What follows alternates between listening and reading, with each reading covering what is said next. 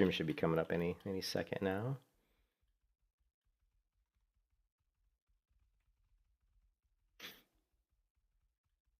And I'll also share my, I don't know if I should, but I'll share my screen in case you want to. I don't know if it's easier for you to just look at that. It's the entire screen. There. Okay, I'm sharing my screen. So, look at this picture as a zone I'm in. Oh, this guy just spawned right in front of me. This is. Oh, WoD? This is World as a Draenor. It's the Frostfire Ridge. It's really cool looking. I like it. Really cool zone. Anyway, so I installed an add-on called. I keep going to add-ons, but you got to go to options add-ons. It's kind of stupid if you ask me. Why not put add-on? Why not put this in the add-ons? But whatever. There's an add-on called Enhanced Quality of Life, and it has like a ton of features.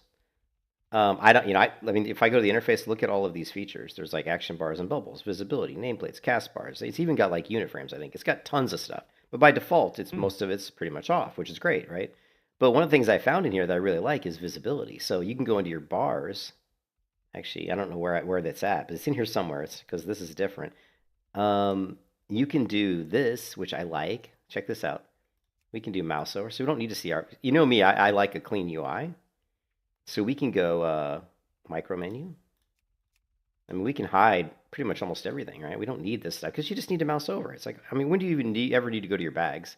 Hardly ever. The only time you ever need to go to your bags is if you're going to drag a bag on or off the bag bar, right? And then the micro menu, as long as you can mouse over, that's fine. And most times, the only time I ever go to the mouse here is to click the house icon. That's about it. And I could just hit the H key, to be honest. So same thing with my bars on the side. These are mouse over.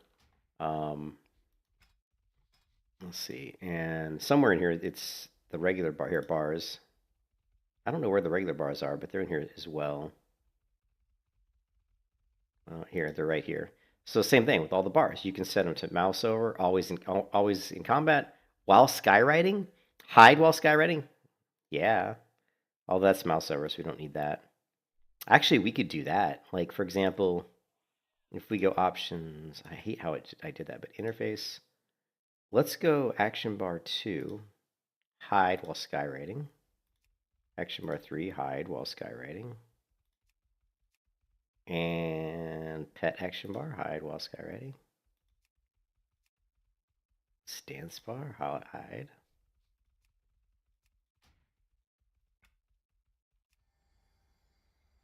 And you can see a lot of my bars disappear. Now, I used to be able to hide, like using weak auras. I always hid my weak auras while I was skywriting. So I don't know if I can do that as well. Let's see. But anyways, it's a cool add-on. And then the other thing I found out is that the game itself has, remember I talked about audio alerts for like volume, for health levels, right?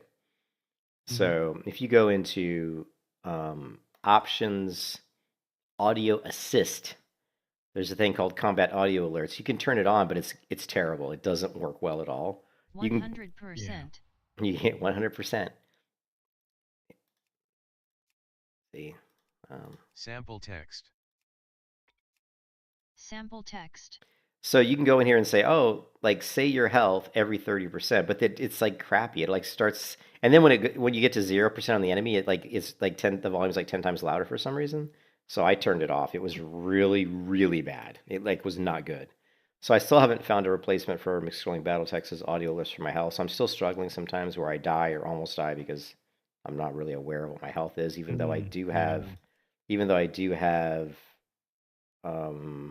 like the frame's supposed to go red. Where is it at? There's something in here that says like maybe combat.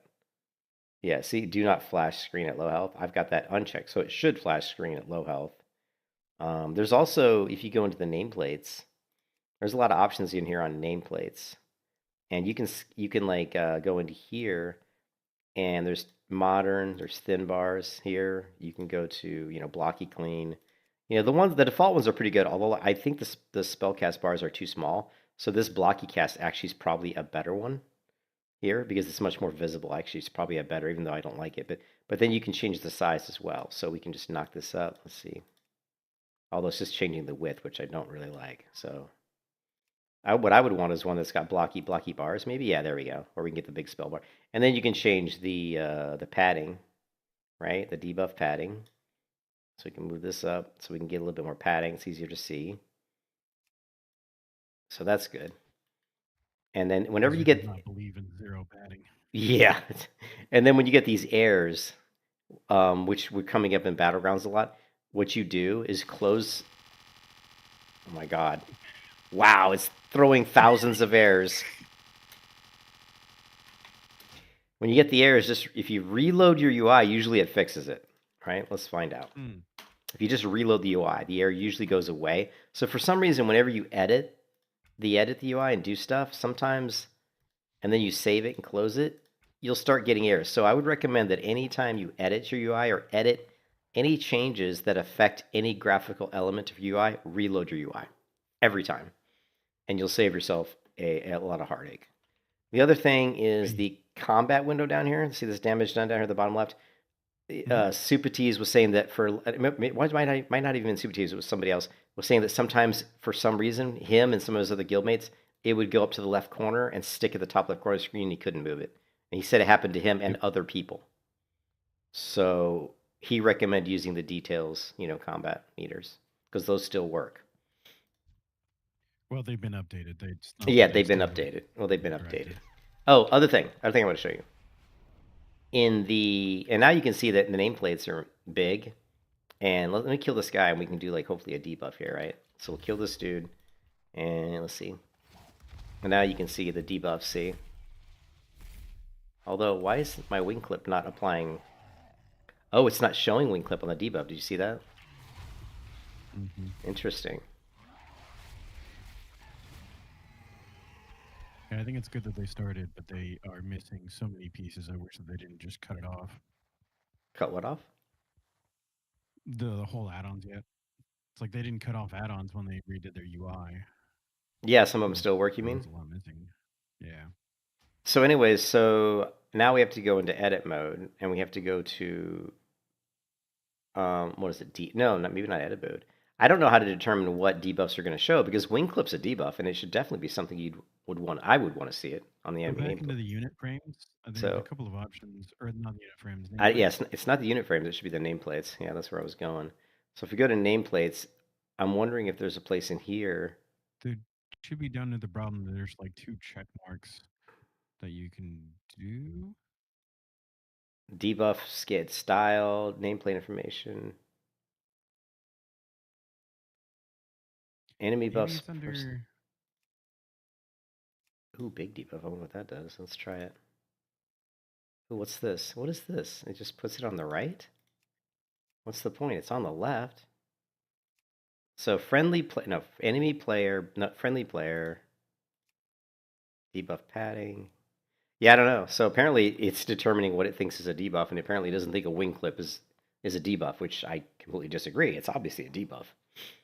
So I don't know why that's not... my biggest issue with a lot of the stuff that they've done with the way they have it is that what they've decided that we should be tracking. Oh, and then so for I think for diminishing returns, in arena, if you cast like sheep on somebody, it would show a diminishing return icon on them, like a sheep icon, with a timer. They used to be able to track the DR, basically. So if I sheep somebody as a mage, I could see that if I wanted to get the full sheep effect, there would be a little sweep animation. Or there would be something on there. I can't remember how it worked because I don't do a lot of PvP with mages, but there was a little bit of a debuff, diminishing returns icon that would let them know, hey, if I wait a second when I do this sheep, I'm going to get the full duration. But if I cast it right now, I'm only going to get maybe 60% of the duration, right? They've removed that from the game, and they've just put some sort of a visual color. They put for example, any kind of a stun is the hunter concussive shot icon. So any stun is just shown by this little concussive icon, and I don't think you get the timer. And also the DRs, you only get if you can only get 2 sheeps off in a row. If you try to go for a third sheep, if you cast a sheep and for the full duration, and then when that drops, immediately cast another sheep, And then when that drops, try to cast the third sheep. They're DR immune. They're immune at that point. So which is Yeah. good, which I think is a great move, right? I don't think you should be able to sit there and just sheep people over and over and over again, right? It used to be that I think you could cast 3 sheeps in a row before they were completely immune to sheep. Now it's only 2. I think that's a good move. Now you can see here though, I'm not on my mount and my bars are hidden again, which to be honest, I'm kind of fine with. The other thing you can do is like these bars, like we don't really, sometimes it's really useful to see these. So what we could do here is probably, most of these you're going to want to see though, so. But yeah, you know, weak ores, you have so much more control.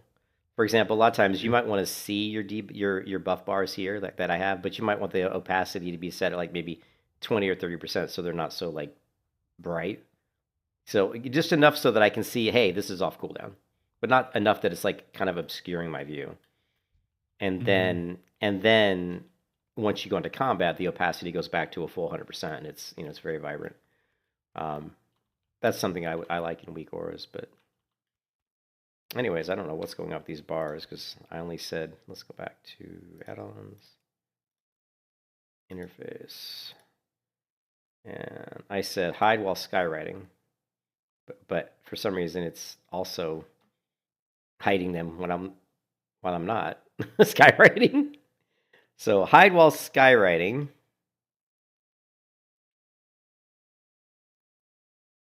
So that obviously that's not working as intended. Because if I say hide while skywriting, my intention would be that I see the bar at all times except for when I'm skywriting. And that's not the case. You see, it's hiding the bar. See that? So that's obvious. I mean, it's like who fucking tested this shit? Like, think about it. Like, I'm a programmer. There ain't no way this is gonna pass QA. When I'm doing QA, this ain't passing QA. I'm like, this shit doesn't work, right? The audio doesn't work. Like, there's an audio that says you're setting up the sound alert to monitor your health, but on the option where it says monitor the enemy's health, I have it turned off, and yet it's working for the enemy health. So if I go into the options audio assist and I enable combat audio alerts, but if I say I have say target name is turned off, you know what? I think I did have say health turned on. So if I say off, that's what I do. So we want to go off. You can also do aggro. Turn that off. Say my health. And I don't want combat. I want off. And so I'm saying my health at every 30%. So what happens is when you go into combat, it's going to say my health at the beginning for some weird reason, which is not really what I want it to do. 98%. 98%. Percenta. She just said percenta. What the hell? Percenta?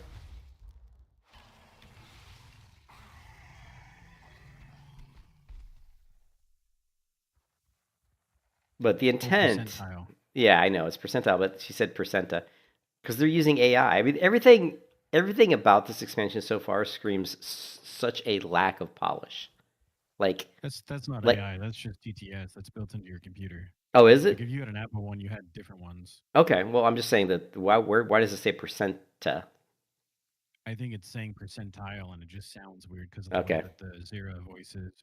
But anyways, the polish is not there. I mean, there's a lot of things that just don't, there's a lot of things that aren't working right. Actually, it was a lot worse, I guess.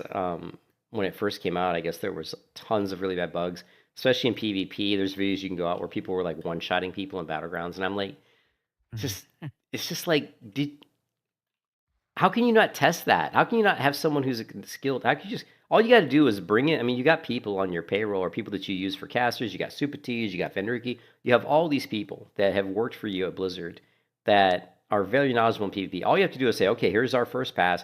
We want you guys to go out and do all the classes and test it all out and give us the feedback. I mean, it's obvious that they don't do this, right? And it blows my mind. You're a multi-billion-dollar company, and you can't take the time to do simple testing.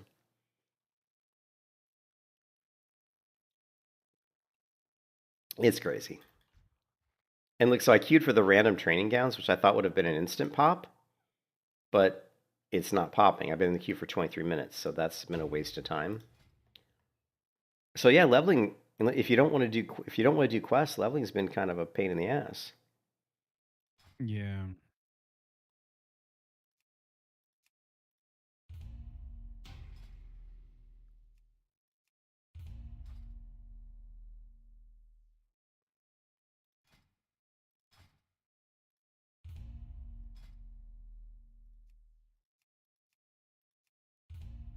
Just queue everything I possibly can. Oh, there was something else I wanted to show you. So in the add-on, in this new add-on, this enhanced QL, there's a thing in here called, there's a bunch of stuff in here, like a ton of stuff.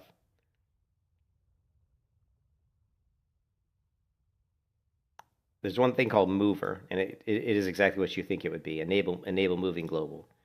So now, if I go to a window, oh, it's not working. Hold on a second. I haven't tested it before. Oh, it's not working. The guy who demoed this on the YouTube video, it definitely worked.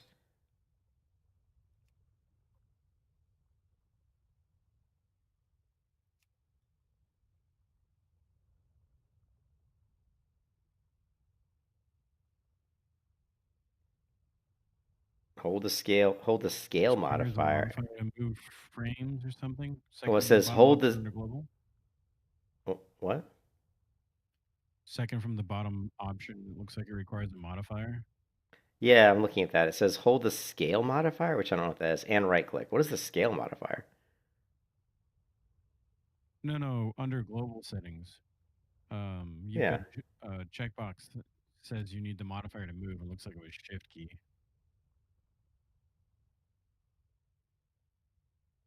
Well, let's try turning that off. I don't know if that would make a difference.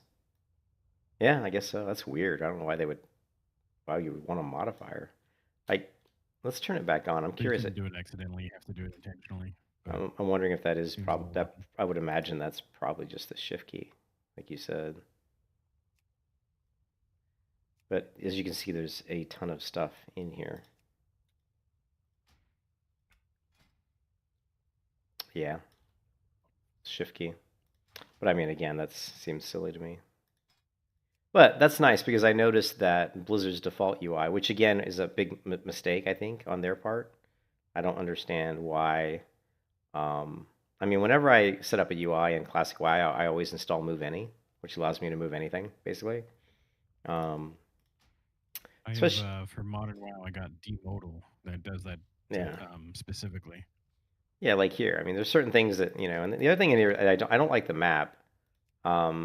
Well, I didn't like that I couldn't move it, but now I can, which is great. But I don't think you can scale it, which the only thing you can do, which I hate, is just maximize it. But then if you maximize it, you lose your quest. You lose the quest part. And it doesn't even fill up the whole screen. There's this whole black side on the right side, which is not even filled up, which is really bizarre to me. That's what? How is this map not filling up my whole window? It's just bizarre. It doesn't even fill up a third of my screen.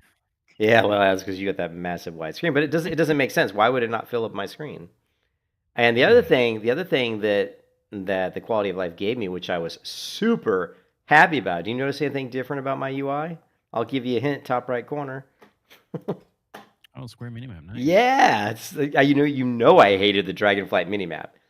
It absolutely drove me nuts. I was so excited that this gave me the square minimap.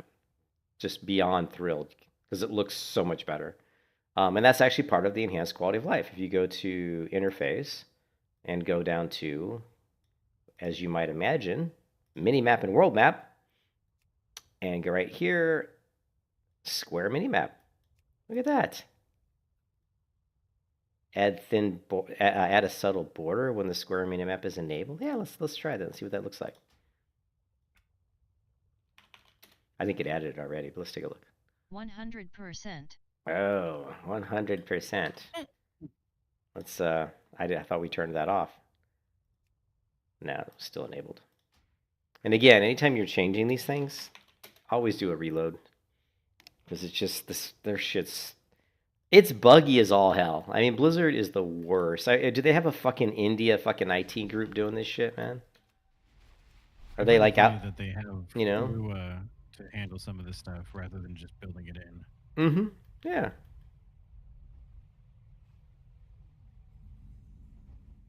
And yeah, as you can see, we've been in queue already for 3 different things, and I can't get a group. So leveling's been, unless you want to go through and do a bunch of stupid quests, which, as you know, I can't stand questing. I don't mind dynamic questing, like if it's interesting, but just like, go here, do this. I'm like, come on, guys. No, thank you.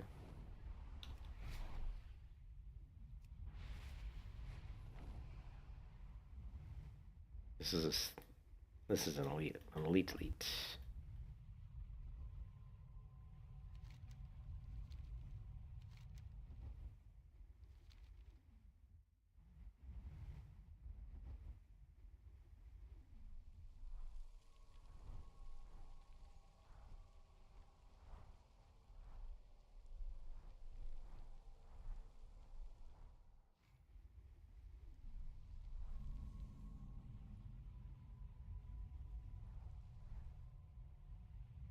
Another elite.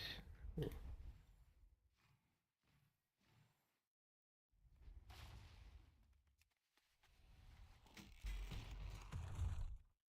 The Thunderlord Longspear. Ooh.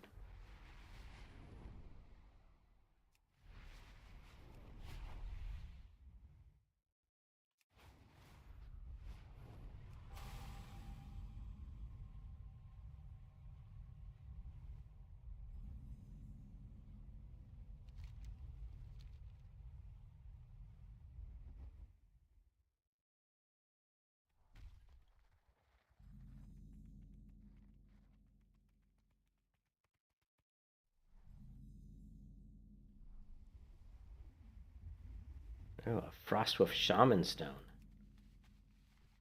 I communed with the Shaman Stone. Uh-oh, I think I pissed off somebody. I did like a flex maneuver after I communed with the Shaman Stone. My character like flexed her muscles. I don't know what that was all about. Let's see if she'll do it again. I think it gives me a buff. Ogre Sword, you will periodically transform into a mighty Frostfire Ogre, granting you 15% enhanced resistance. Alright. I can dig it. Can you dig it?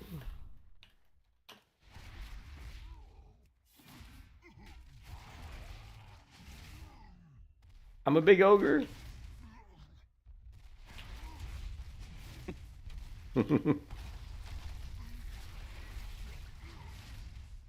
Okay, we're bringing out the big deeps. Here it comes.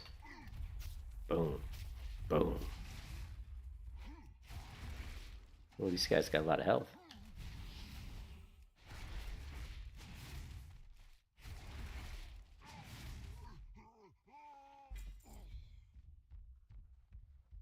I wonder how much experience he gave me.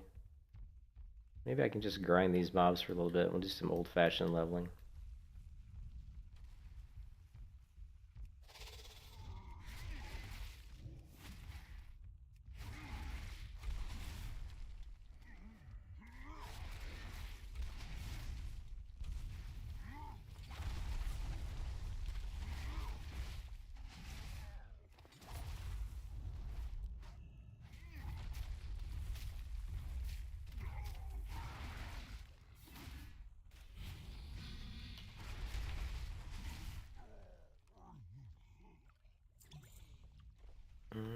I think it was 800 experience. I'm not sure that was that good. Oh, here we go. We got a slog tusk, the corpse eater, a big ass boar, the size of a house.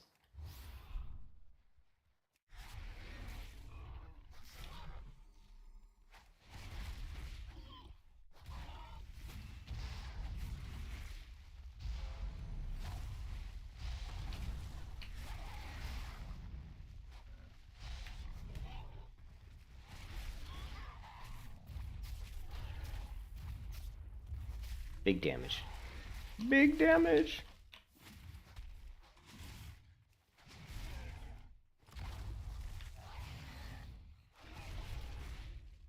What's my here? We're gonna hit him with a. We're gonna hit him with a tranquilizing dart. I don't know if he enrages, but we're gonna try to prevent an enrage.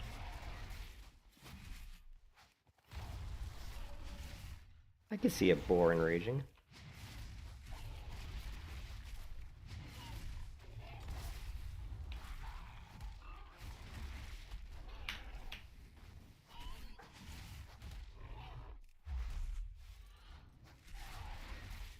Big damage, big damage. Boom, boom, boom.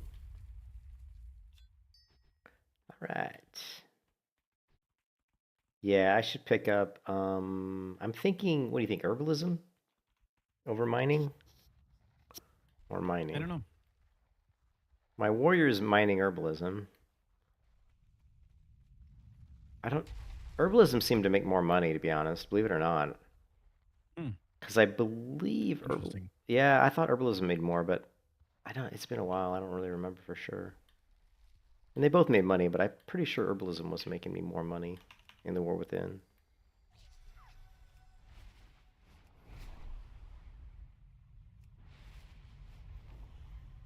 I see something glowing over here. It's another Frostwolf Shaman Stone. We can do another double bicep pose here.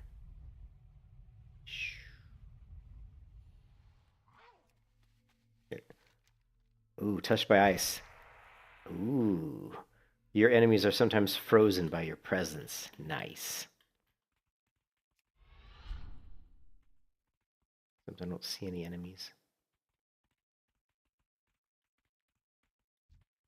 What is this? Some sort of wyvern. Double-headed wyvern. Big damage. Ooh, jeez. Boomstick just destroys people. I mean, like for example, my Raptor Strike might hit for like 1,000 if it crits, maybe like, closer to 2,000. The Boomstick crits are like well over 4,000, and it shoots, I think, 4 charges, I think, a Boomstick. So Wow. yeah, it's like it does unload a series of 4 shotgun blasts, dealing 182 physical damage. But if it crits, it's like 4,000. I don't know how 182 translates to 4,000, but yeah, so you could theoretically, with one button press, push out like 32,000, or what, 4 times 4, 16,000, I guess. It's a lot. Well, let's see. 4,000, 2,000, yeah. But in PvP, it just annihilates people. So,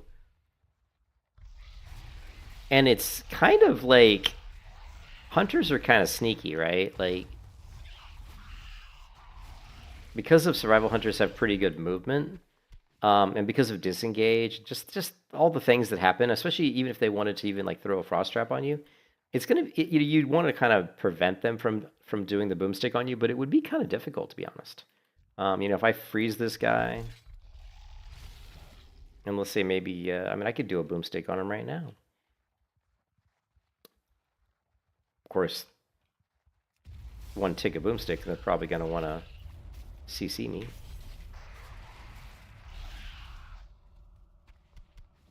I don't know. Oh, is it like a channeled like thing?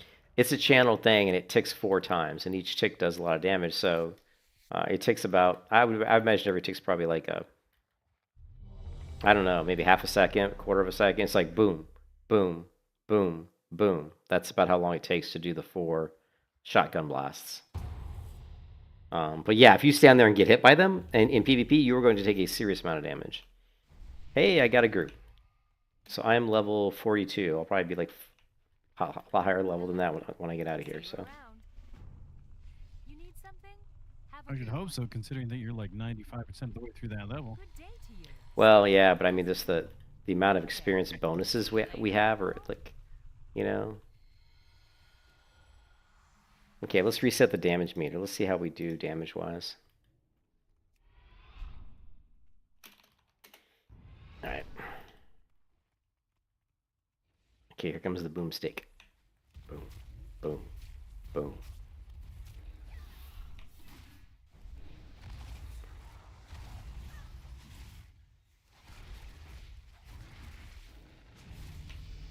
Okay, well, I already hit level 43. So after one fight, I'm tops on the damage meter. 46,000 damage. The mage comes in at 39,000.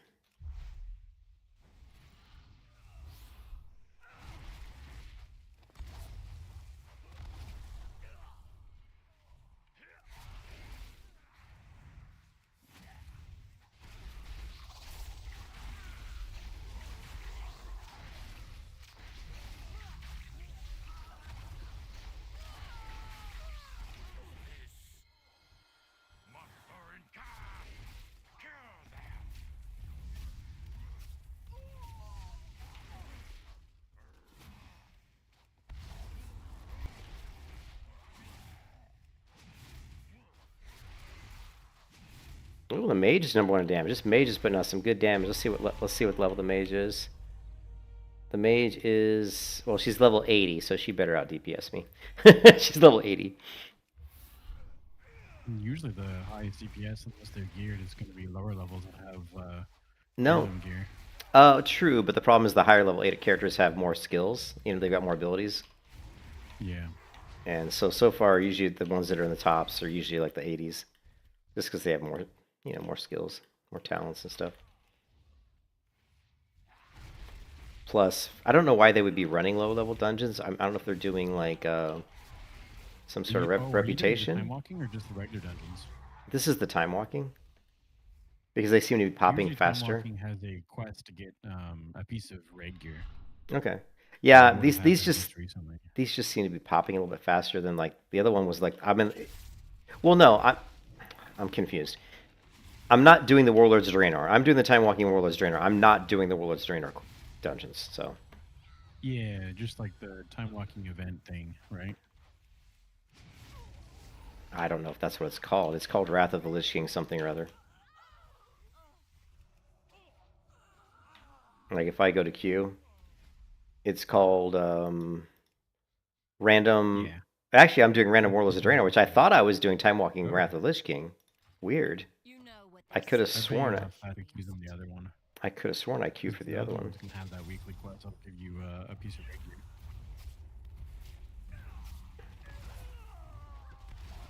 Yeah, I'm not doing very good in damage, but I was kind of. Sometimes I'm like starved. I don't have enough resource to actually do the to like fire my boomstick. Ooh, I'm polyed. Because the hunter does have a resource. It's like an energy or something. Now Focus, to yeah? finish the job. I don't know if it's yeah. It's something. I'll give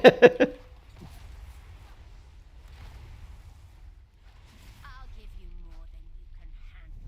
You know what they say about curiosity. I'll be right back. All right.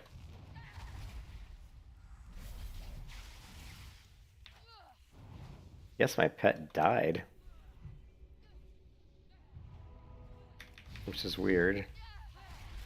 Oh, you know, I think his taunt's on. So I was just demonstrating something earlier.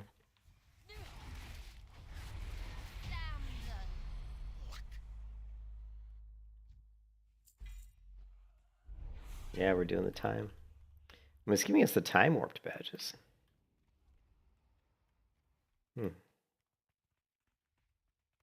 Yeah, let's do DPS and see. Yeah, we're way down.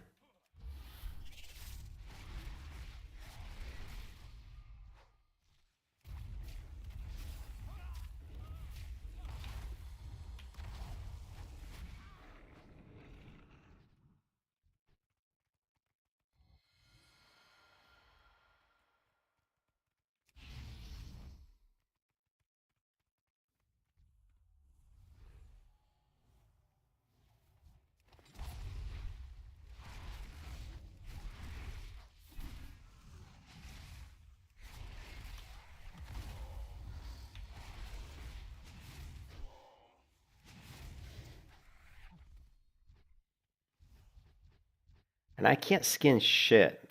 Like, oh wait, there we could. That was weird. That was weird. Like, I can't loot shit. I don't know if people aren't looting stuff, but it's constantly saying this stuff can't, like, you try to loot it and it say there's no loot. But I'm like, okay.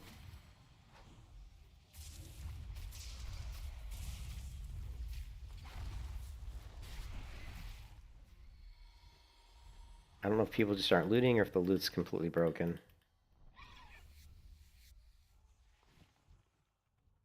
Yeah, I don't know. People just probably aren't looting.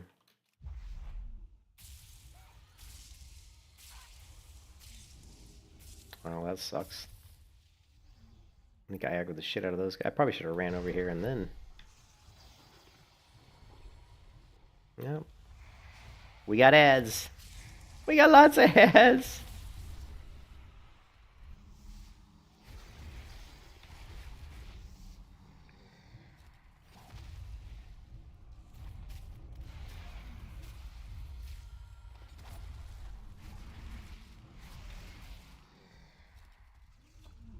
Got dead ads. He's dead, Jim. He's dead.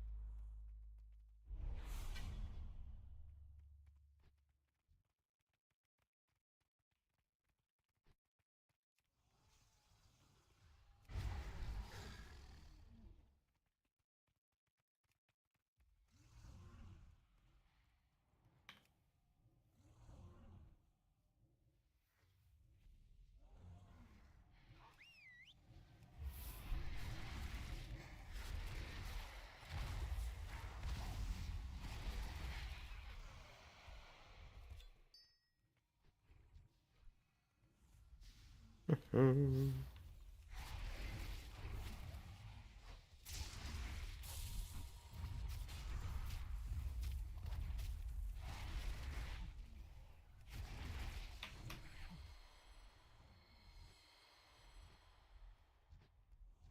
Can't skin anything.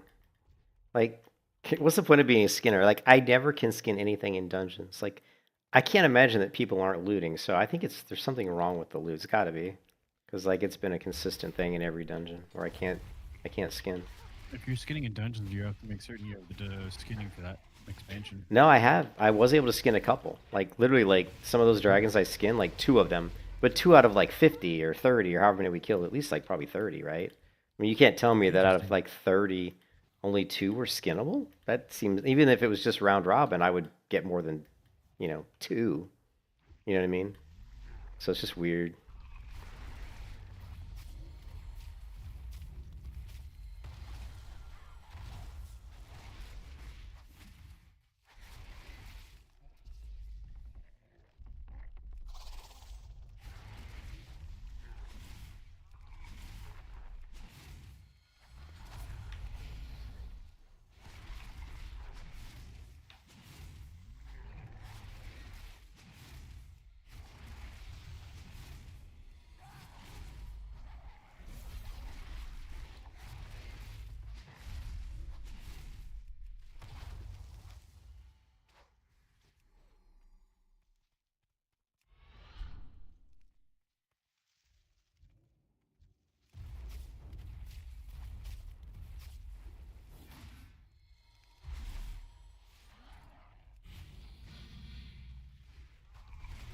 This is a pretty big pull.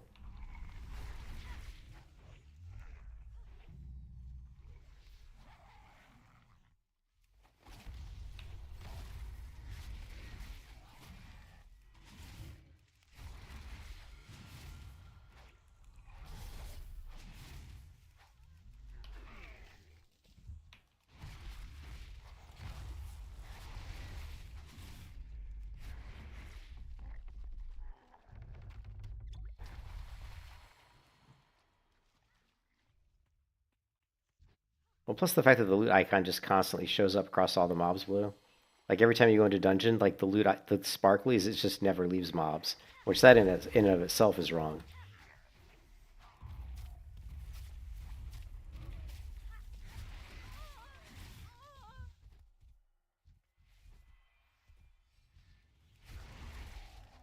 Yeah, there's just so many bugs.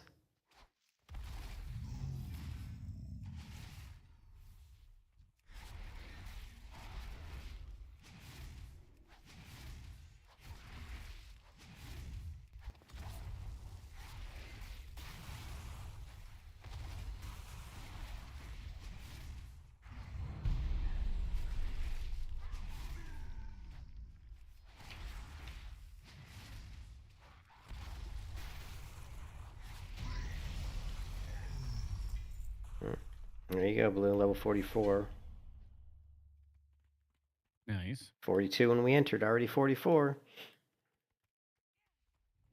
But we were almost 43.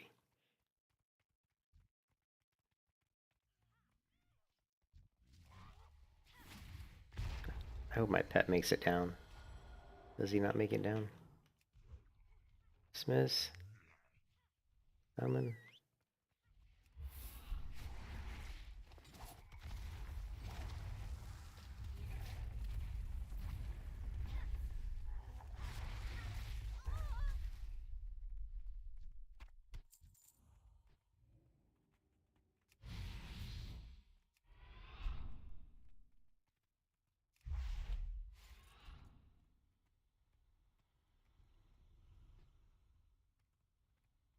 I think you are doing the time walking event one.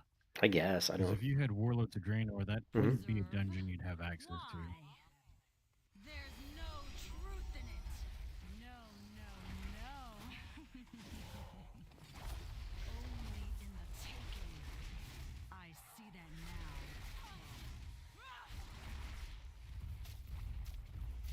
Stay. Ooh, nice. Did it 6,000 or 6,000 damage with that boomstick. Finish it. Finish it. Dragon Queen, you'll never see me again. And just killing that one monster leveled me again. Actually leveled me twice, 46. Killing that monster took me from 44 to 46. One of them was probably the dungeon completion bonus. Yeah. So I mean, this is the fastest way to level. It's just dungeons. And now there should be some quests we can turn in here. At least one anyway. Hello. Safe Is travel. that it? Out of all these quests, we only completed one out of like 5 that we picked up. That's so sad. I would have thought, and again, there's something wrong with the loot because the arcane splinters alone should have been completable because those are just the trees, and I just couldn't loot them. Like they all had sparkles on them, but I tried to loot them and I couldn't. And also the final boss here, I can't skin, and there's no way that people didn't loot him, right? He's the final boss. Like what? There's another mob I can't skin. That's skinnable. Why does it look like it's got extra loot on it? They all do. That's what I'm saying. It's bugged. Every dungeon I've run, the loot icon never disappears. And when you try to loot them, it always says there is no loot. Interesting. And, I'm only running literally and it's always been this way, even before I was running any add-ons, you know what I mean? I'm running just the basic Blizzard add-ons, so I think it's just Blizzard's shit's fucked up right now. Anyways. But yeah, that's the fastest way to level is if you can get groups. So that was... Let me try to queue again. Ooh, right in the middle of some combat here. Boomstick. And they just die. But only in dungeons, because you can see here out of the dungeon, I can kill, I can loot, I can skin.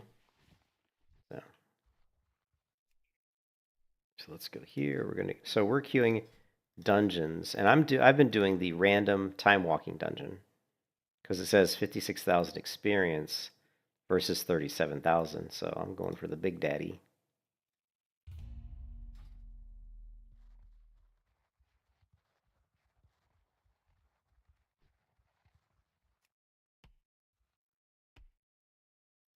This is a big daddy. And we got some talents we got to assign as well. I was kind of surprised in one of the builds I saw, they weren't going with improved aspect of the cheetah, which kind of surprised me a little bit. They are going with damage taken from area effect is reduced, but I'm like, yeah, I guess I could see that being okay.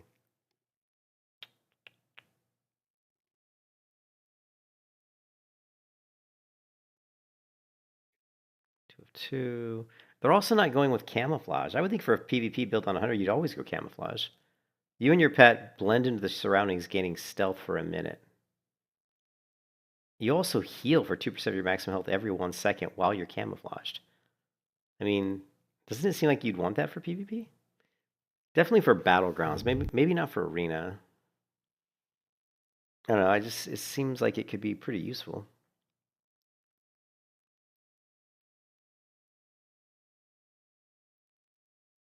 They're going 2 of 2 on trigger finger, which is just straight up haste.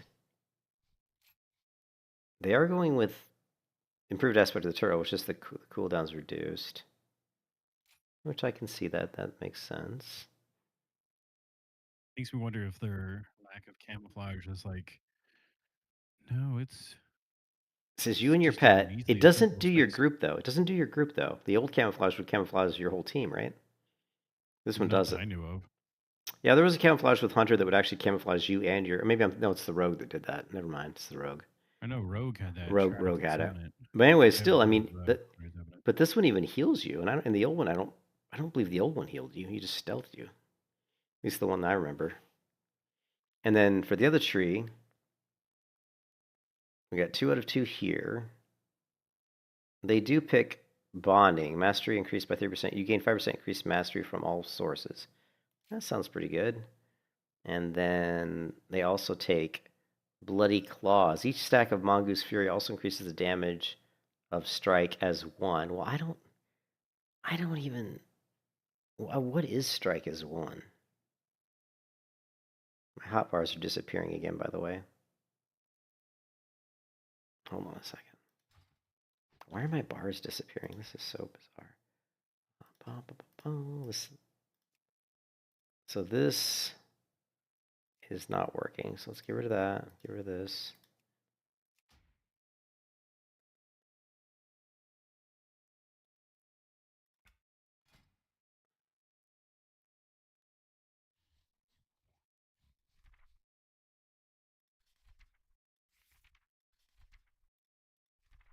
Hatchet toss.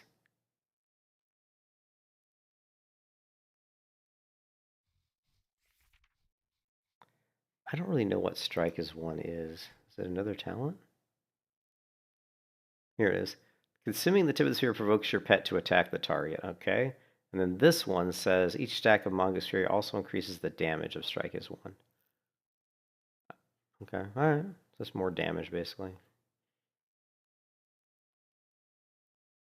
And then also this one, Sick 'em. When kill command critically strikes, it bleeds its target for an additional damage. Okay.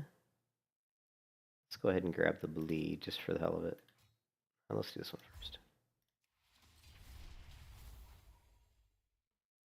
Strike as 1.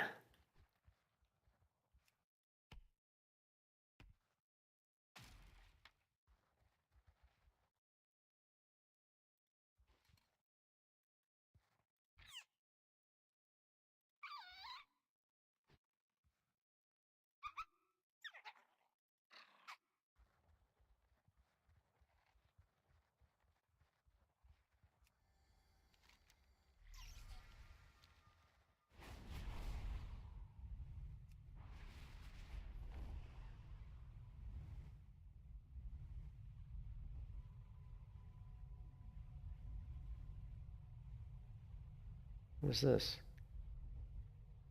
Glowing over here. It's a quest.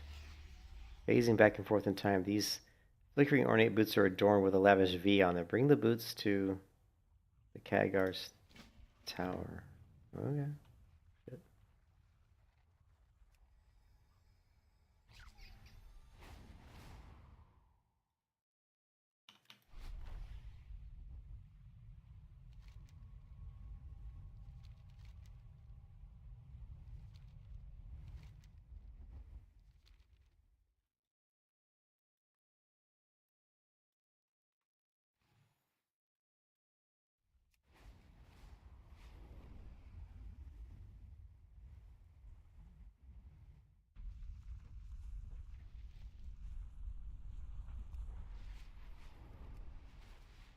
Apparently you can't fly through this zone very well.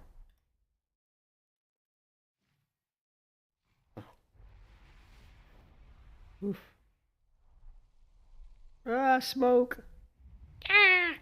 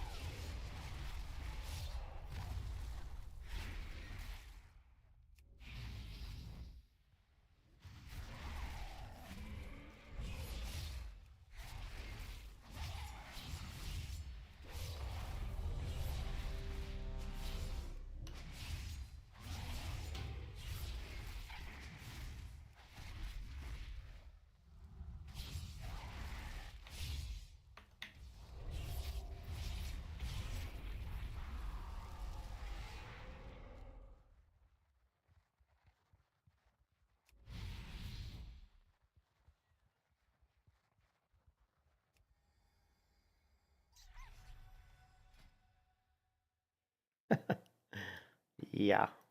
There's some ugly ass pauldrons.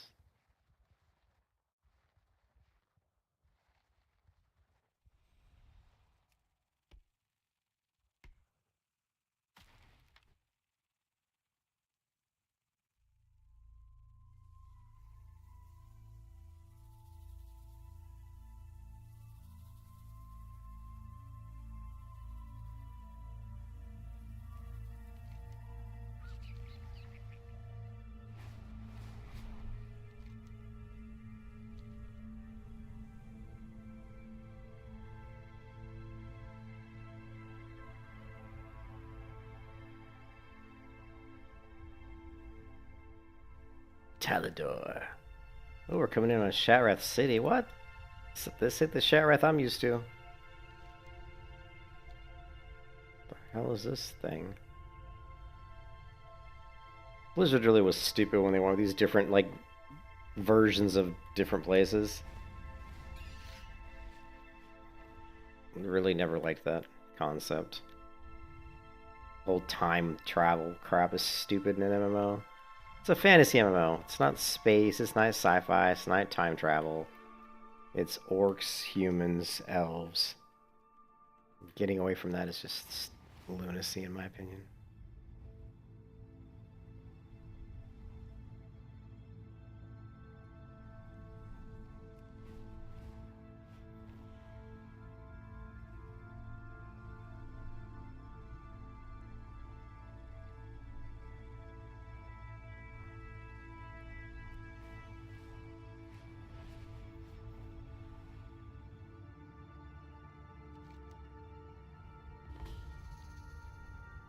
Court of Souls.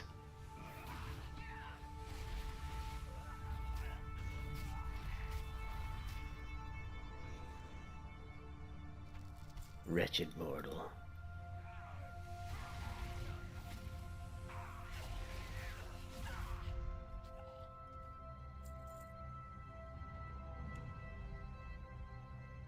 But I do think that there's another add-on, Blue, that I installed that's actually called Better Cooldowns or something. And it allows you to create... It's basically the same thing as Blizzard's cooldowns, but it allows you to add new bars. And I think it also allows you to, I'm hoping, scale them. And that'll allow me to do what I was talking about before, where like if I have certain ones, like Execute, for example, where I want it to just be one icon on one bar, but I want to scale up a little bit bigger. Because it's really important on a warrior, to see that when Execute's available, to pretty much use it right away. Usually. In PvP especially, so... I haven't tested that add-on yet, but I did download it. I just haven't gotten around to testing it yet.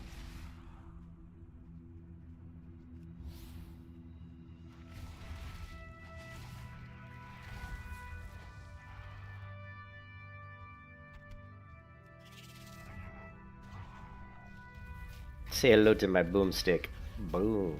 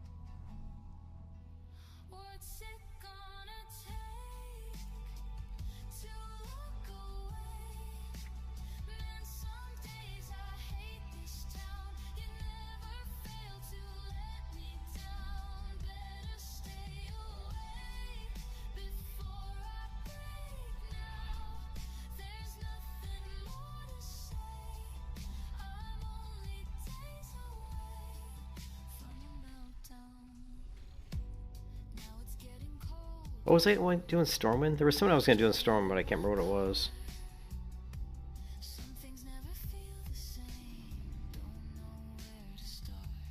So what have you been playing, Blue? I've been bouncing around a little bit. Doing what? Bouncing around? Enshrouded? Yeah, well, I mean, I don't even know that I really call it bouncing around because yesterday I was out of internet, so Ooh. I was playing Enshrouded just because it was offline. Ah, gotcha. But I would have been playing retail just because free badge came out and I wanted to try to get a few pieces of gear for the next expansion. But right now I'm playing my Warlock. That's cool. What was there was a reason I was coming to Stormwind, but I forgot what it was. Oh, I was going to change professions. That's what it was. I think I'm going to go herbs. I think. You know what? Let's Google it. Let's ask the wonderful Chat GPT. Why not? In WoW. In WoW. Right. Is herbalism or mining more profitable?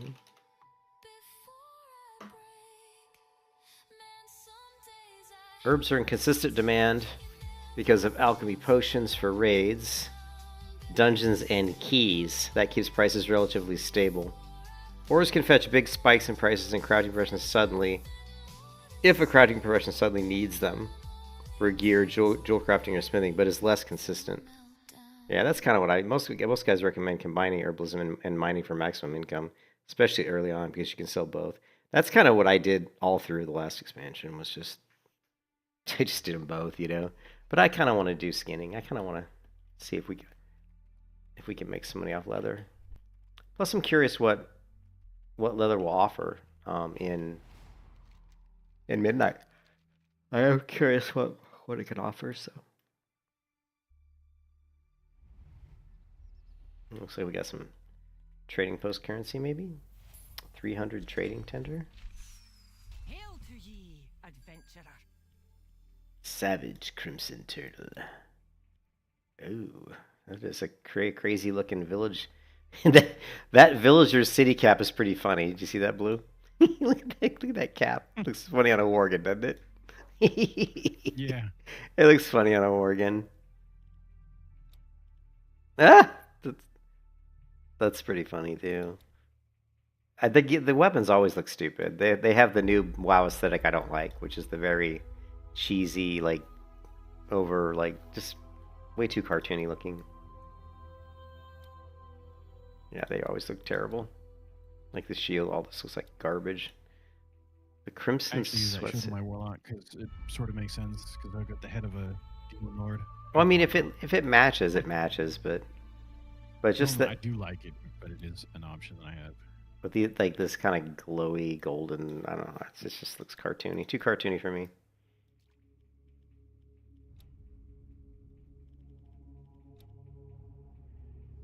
I think I already have this, don't I?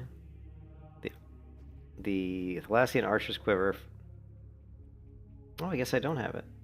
Okay, we'll definitely take that one. I do like the different back items I like.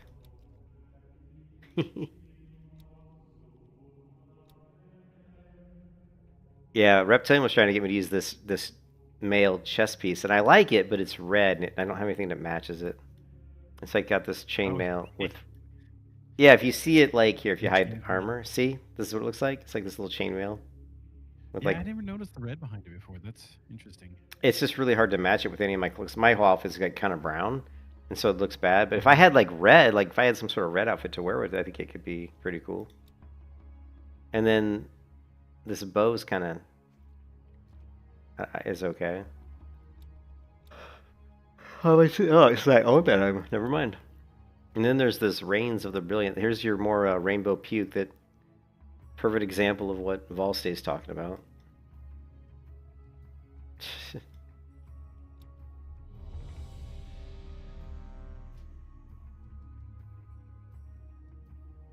Come on, hurry up. How long does it take to purchase something? Oh no, I purchased the hammer. Refund. Thank God it let me do a refund. I didn't want the hammer. I didn't even click add it to cart. I was trying to purchase what I put in the cart. All right, so we're gonna do. Ooh, got to keep. Ooh, nice. We got 3 quests too. Plus the ring will probably be an upgrade. Bracers will probably be an upgrade. Let's do it. Let's rock.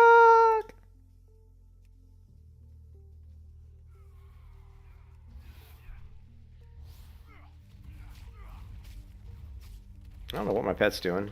He decided to go aggro everybody else. My pet's got a mind of his own. I'm like, what are you doing, buddy? It's because of the way they have the combat now, like that your target now just automatically targets who's in front of you. So if you move your screen left and right, you can accidentally target stuff you don't really mean to target. Yeah, you've got that pseudo action target on. Yeah, I'm thinking about turning it off because it does cause a problem for that accidental. Oop, wait. Let's grab these quest items here. And you can see the looting once again. All the mobs in dungeons stay sparkly as if you can loot them again, but you can't. So I don't know what's going on.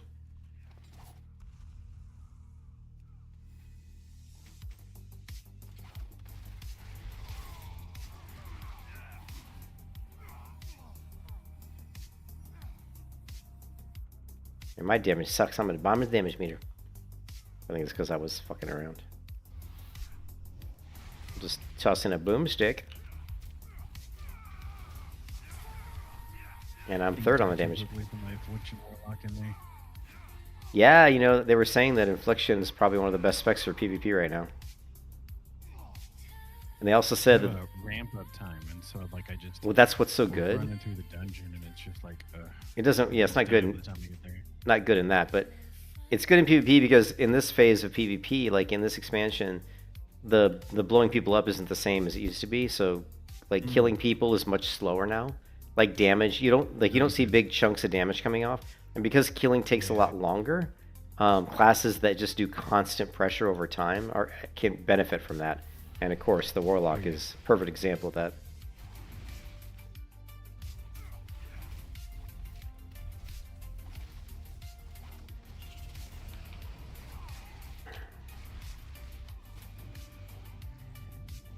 Of course, I can't skin anything. I can never skin anything. That's why I'm kind of almost tempted to dump skinning. But it's only in dungeons. I think it's broken. Yeah, I just think it's broken. And it's only in dungeons. I can skin in the real world just fine. So outside the world, open world, I guess I should say. But I can't skin anything.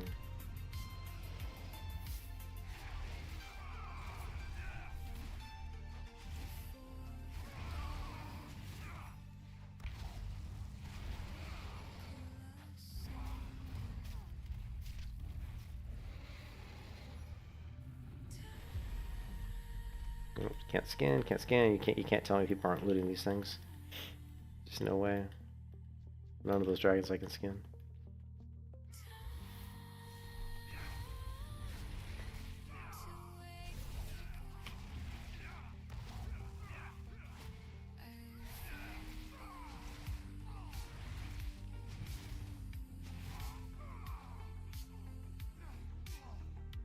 I don't know what this like bubble is on me. Is that like a priest shield or something? What is that? I missed it. I noticed that warrior when he was doing his AFK build, he kept having that shield come up.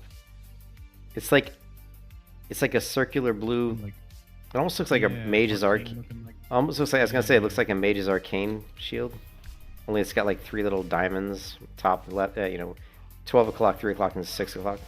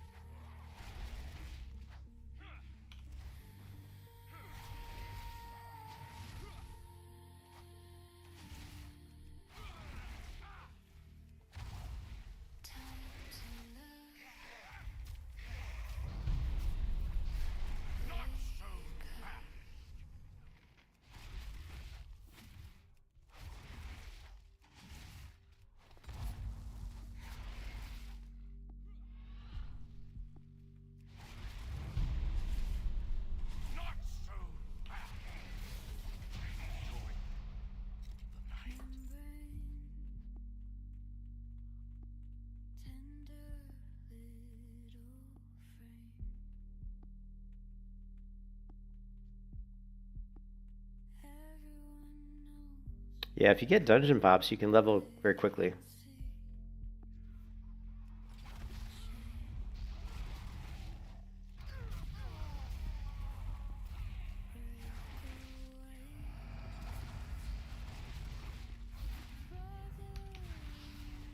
Just gotta get those dungeon pops. Yeah, I mean, you saw that. I mean, like, I was what, level 42 before the last dungeon. I'm currently 47. Yeah. So. Yeah.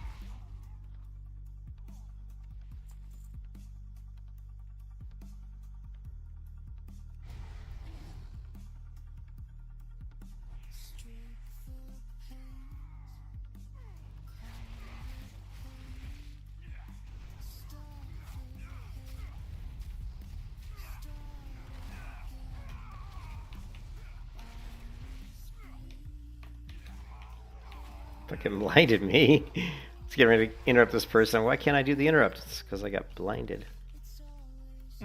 Like, who the hell's blinding me out of this group?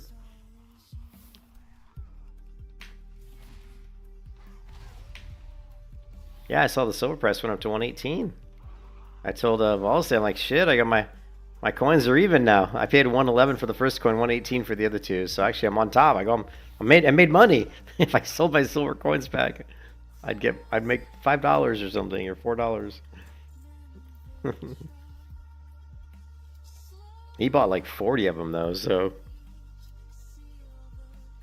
40 coins at like $100 each. See if you can muster the nerve to join my attack.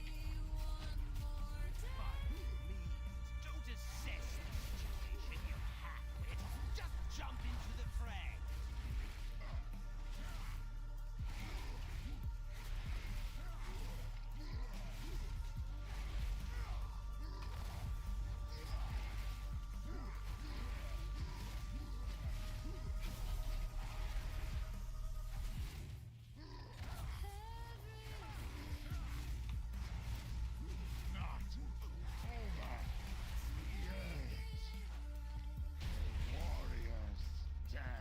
That was perfectly done. There's that shield on me again.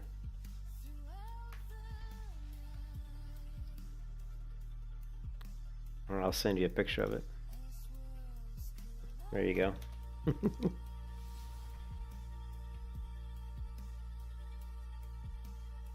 yeah. What the hell is that? It's a ethereal guard.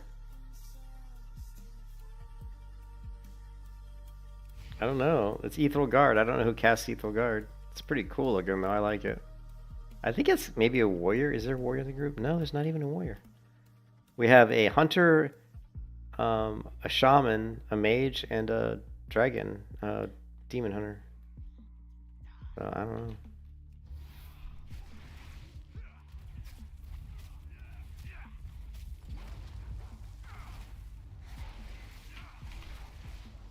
No, nothing comes up in Wildhead for, you said Evil Guard?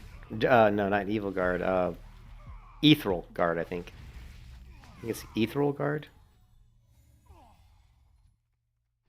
I think that's what it said, Ethereal.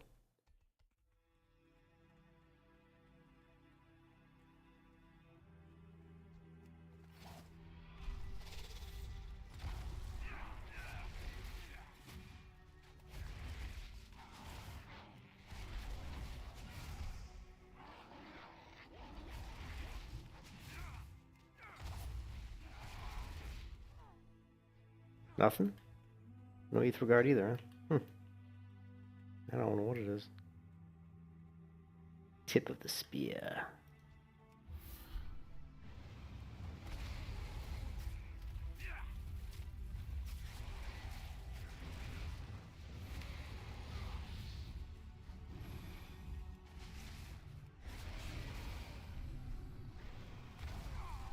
Oh, jeez, he died quick.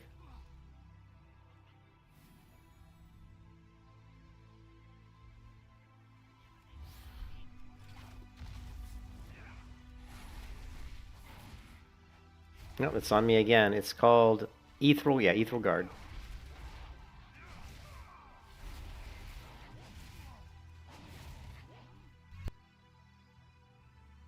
Maybe it's some sort of item I have. Maybe it's like a ring or trinket or something. No?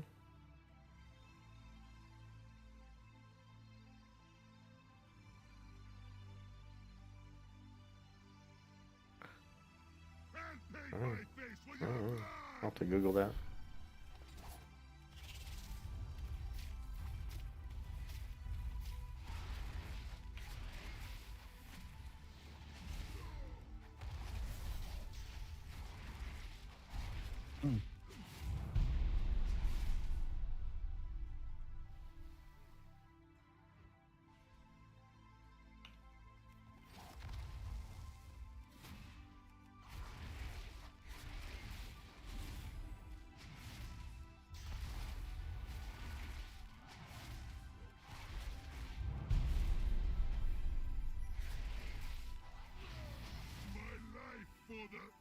My life for the death god.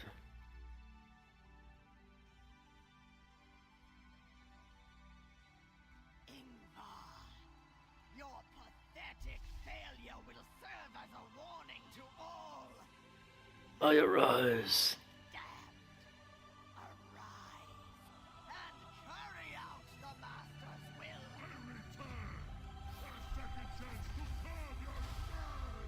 Boomstick. Boom.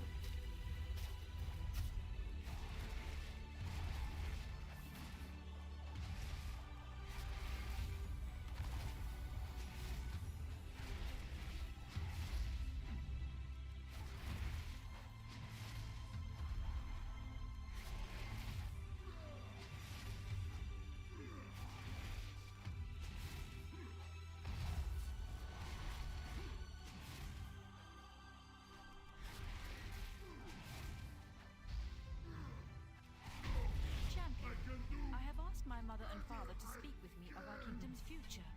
As a hero of Gilneas, I would have you join us. Level 50. Meet me in the garden of Stormwind Keep. Yeah, the bonus XP that I get, Important matters to discuss. like just like is worth like 2 levels. It's insane.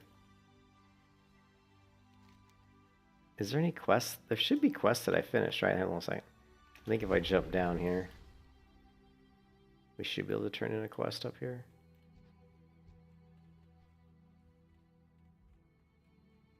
Going down.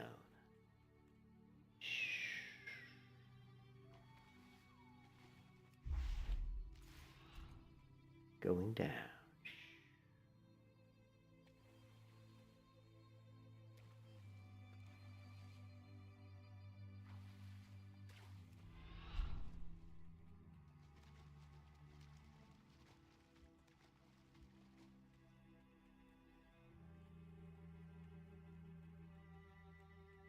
You got my attention. Oh, nice. We got all 3 quests My completed. attention? Very good. We could be looking at another level here. Share back. Interest ya on a pint? Ooh, Nice. almost 51. Close. We almost got there.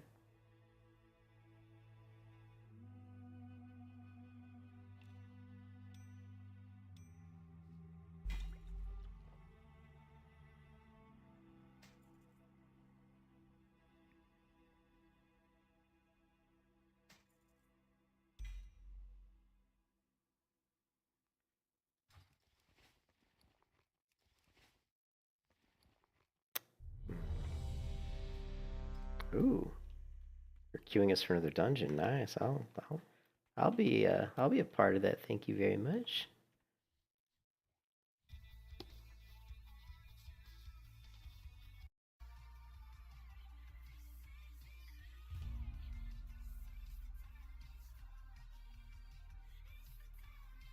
Come on, remove. Come on. What are you doing? Thank you. Move.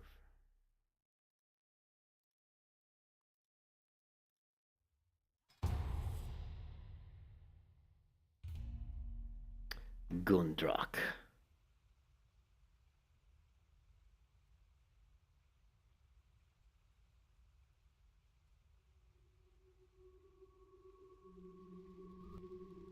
Ooh, more quests.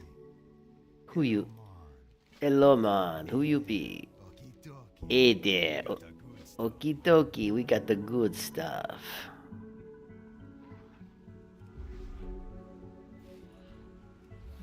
Don't tell me it's a bad thing. Being with you is distracting. You Oh, level 51. Nice. small What level was your warlock? She's 80. That's no fun. You're supposed to be like, she's level 40. Remake. What was that? I leveled her in remake. Gotcha. I don't do no remake, whatever craziness.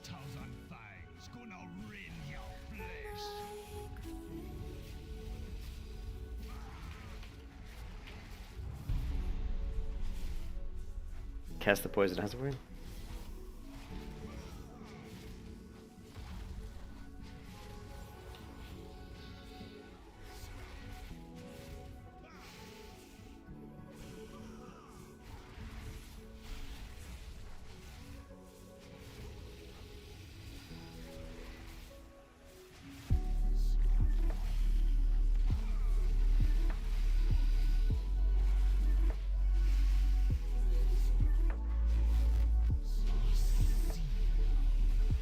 Scourge was not our greatest enemy.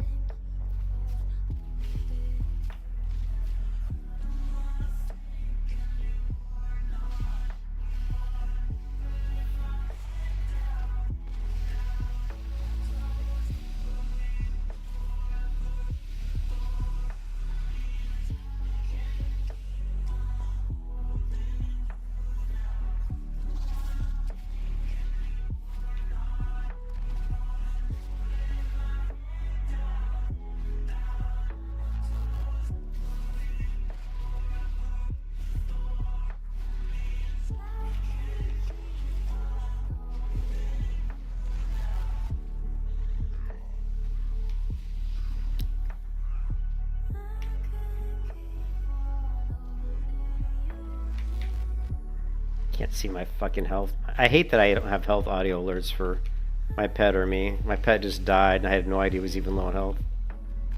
I hate that, man. I'm so used to having my audio alerts.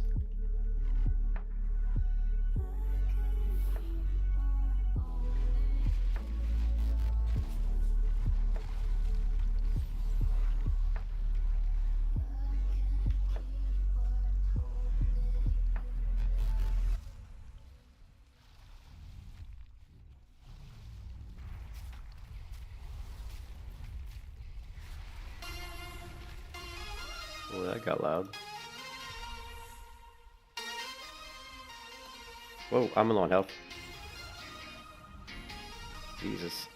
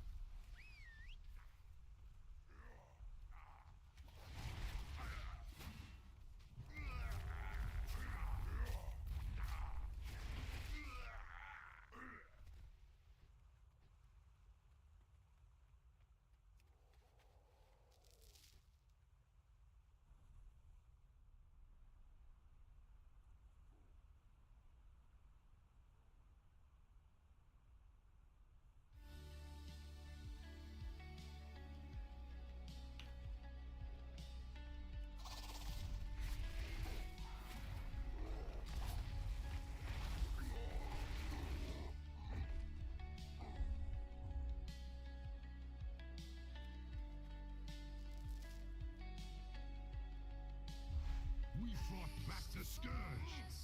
What chance you think you got?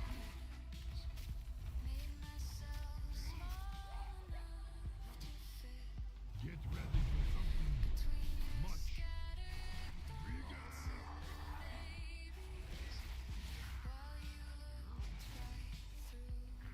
Get ready for something much bigger.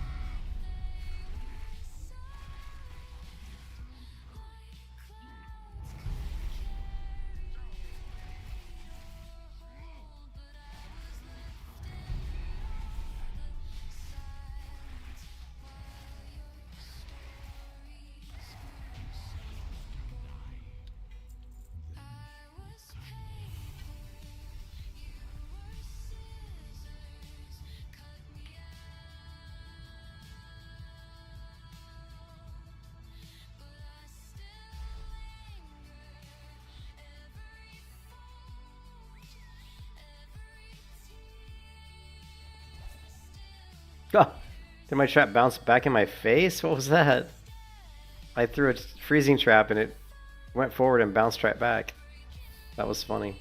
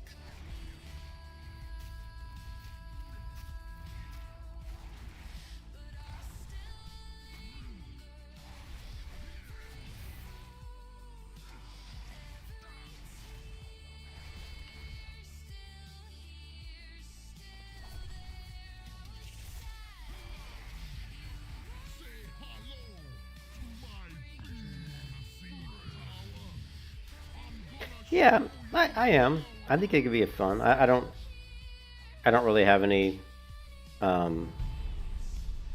preconceived notions or any certain expectations of it. I'm just hoping that the PvP is fun. I like that they trimmed some of the abilities and that they nerfed some of the mini CCs and the diminishing returns for PvP. I like all those changes. I don't like that they merged some of the Prot Warriors abilities together, or at least one of them anyway. But yeah, it could be fun. I don't really know. At this point, I don't really know much about Midnight, like what's going to be part of it, as far as like what features they've added to the game or anything like that. I just know that they've kind of tried to trim down abilities and simplify the game a little bit because it was getting out of control. Classes had too many buttons to press, and there's just too much stuff going on. And of course, they removed the use of certain add-ons as well.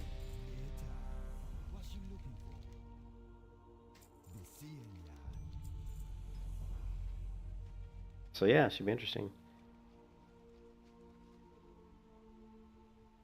All right, blue level 54. Yeah, oh man. Nice. Was it like 12 levels in the past, like what, 40 minutes or something?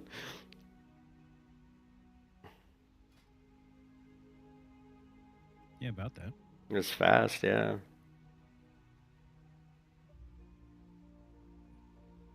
I think I'm supposed to get,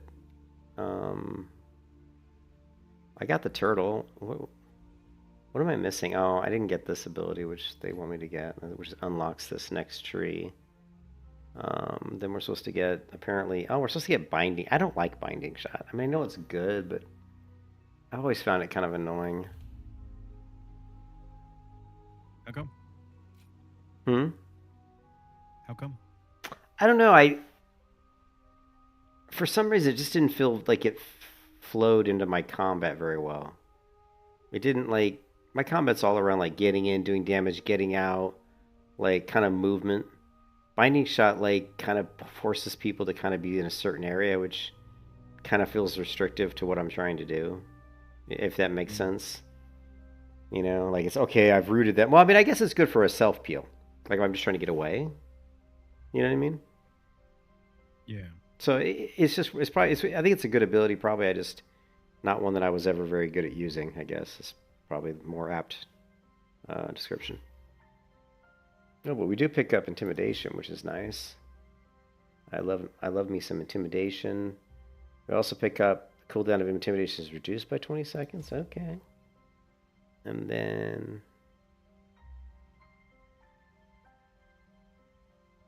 did everybody leave me? I think they did. Oh well. It was a good run. I think we did 2 or 3 in a row. And over here we need to get this. This one. I'm gonna grab Sikkim. I like passives because it doesn't give me too many damn more buttons to press. And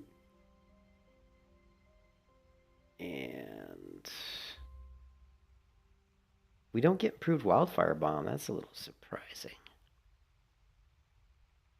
Guess it's not a huge DPS increase.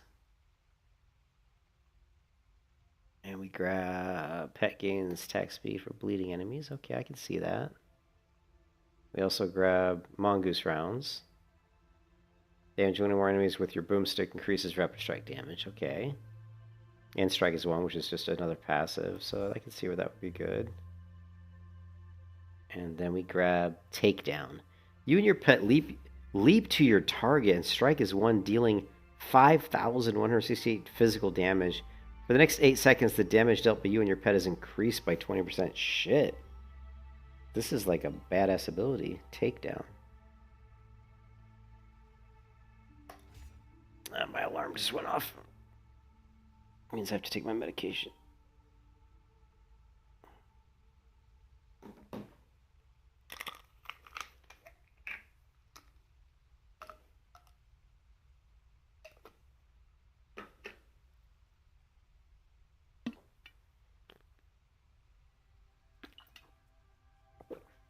So we got 2 new button presses. We have takedown and we have binding shot. Where's binding shot? We picked that up, didn't we?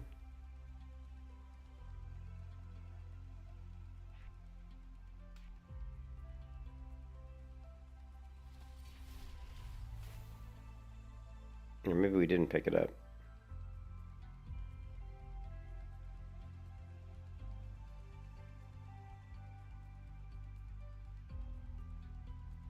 Oh, we didn't pick it up yet. We'll get it next time. So we got intimidation. That's an easy one.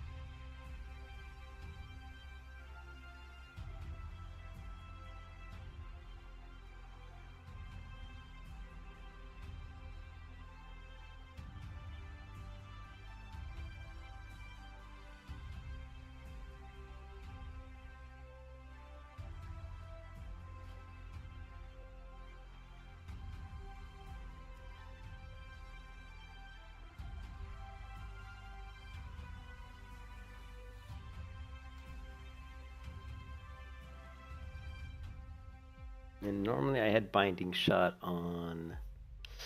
What keybind was I using? I know I had it.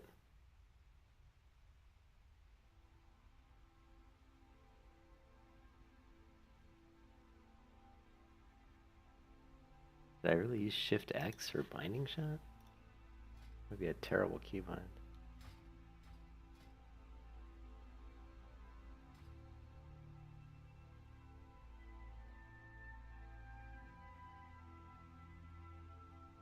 We'll come up with something for it. And so we've got this takedown.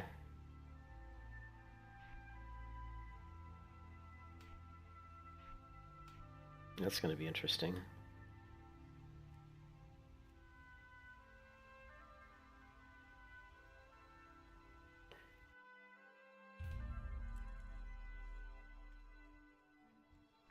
Greetings, adventurer.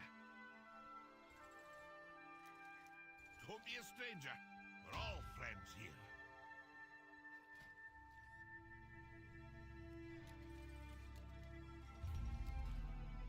It's a fine day for trade.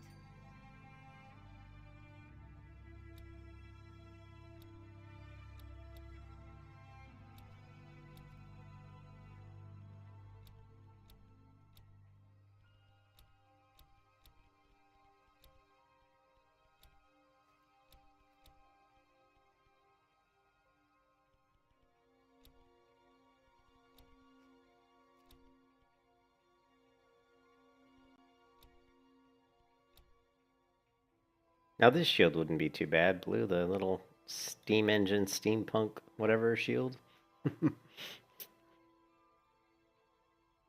Oh yeah. Yeah, I'll take that one.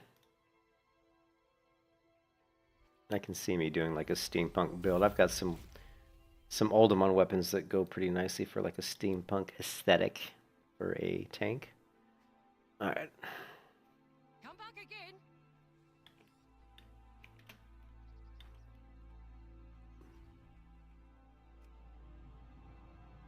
We got to play around with these new abilities so we can get comfy with them. I don't know what keybind I would use for binding shot. It's got to be something easy to use.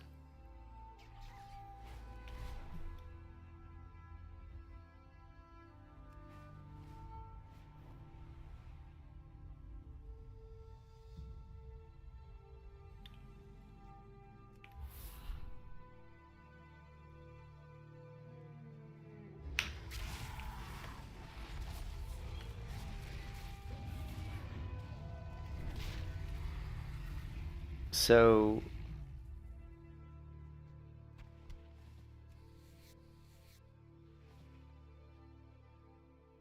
that's pretty good. Let's see.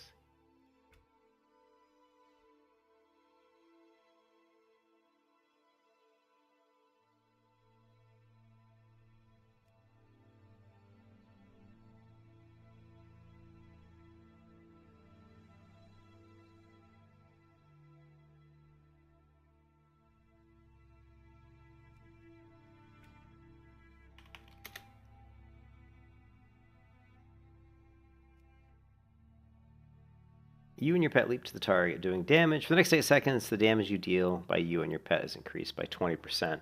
So, would that 20% apply to my boomstick? I mean, could we do it? I mean, it'd be kind of weird to do a takedown into a boomstick. Let's try it out, though. How long does the takedown buff last?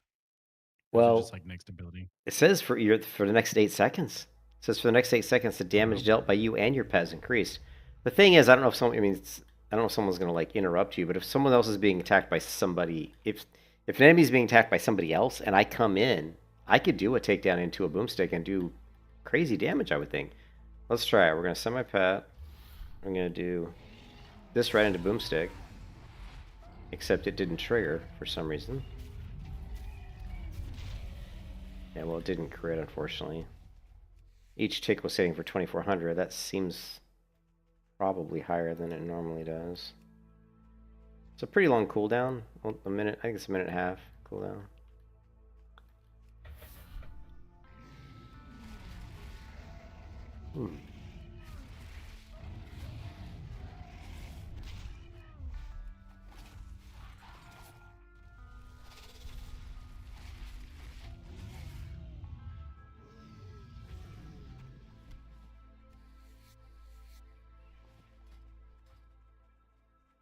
So we got that. We got takedown. We've got this. We got this intimidation. Ooh, our dungeon group is ready.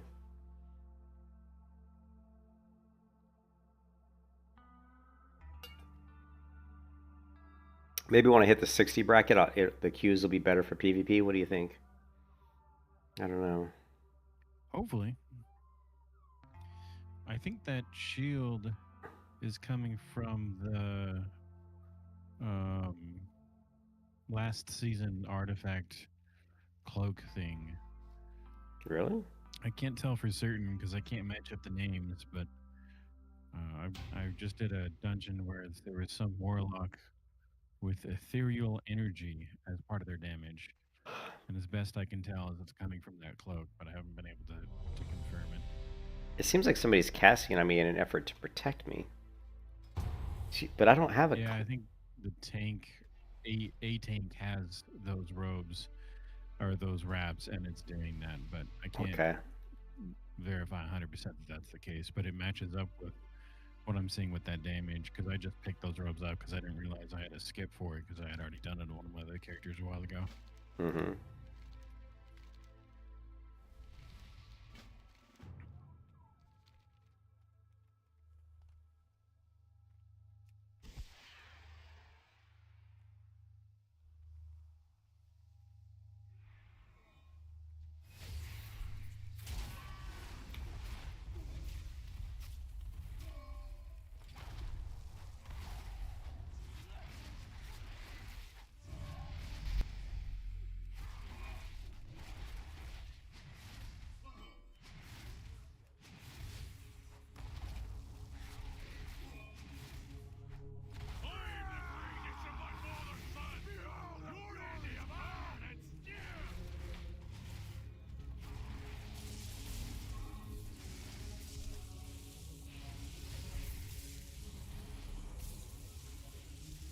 Why are we taking so much damage? Holy crap, my pet's dead.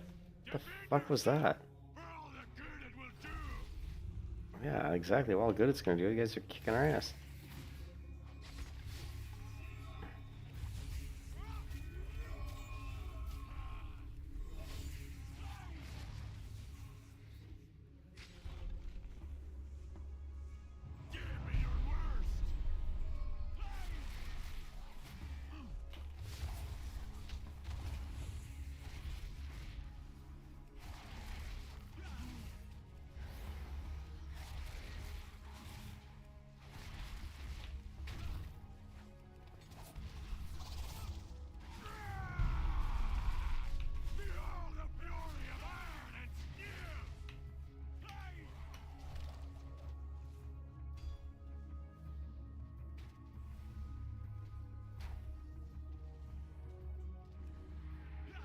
Why is he attacking me?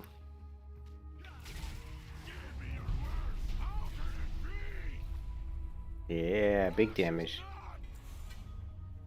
I got hit hard.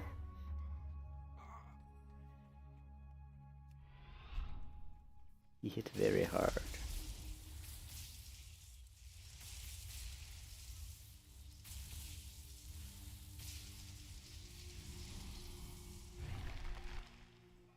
I had to turtle that shit. This lightning was coming out of nowhere, beating the hell out of my character.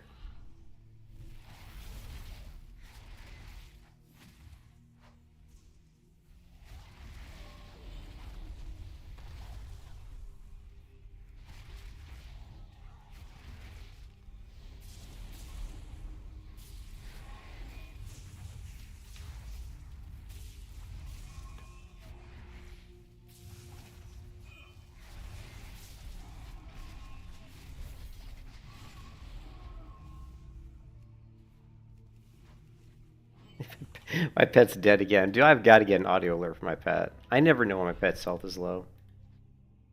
Like, I never even notice. I don't even know if you're going to be able to do that. I don't know. I need to do something because I can't constantly look down to see if my pet's health is low. It's just... I'm so used to not doing that because I'm used to having the audio alerts set up for that shit.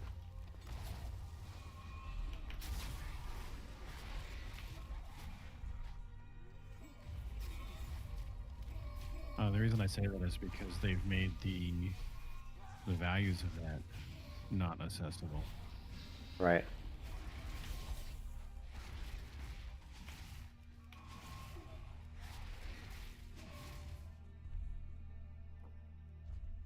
Well, if that's the case, I can resize the pet bar and just move it. I can move it up higher up on the screen so it's more obvious. I can also use the personal resource display, but God, I hate to not use that thing. I hate that thing.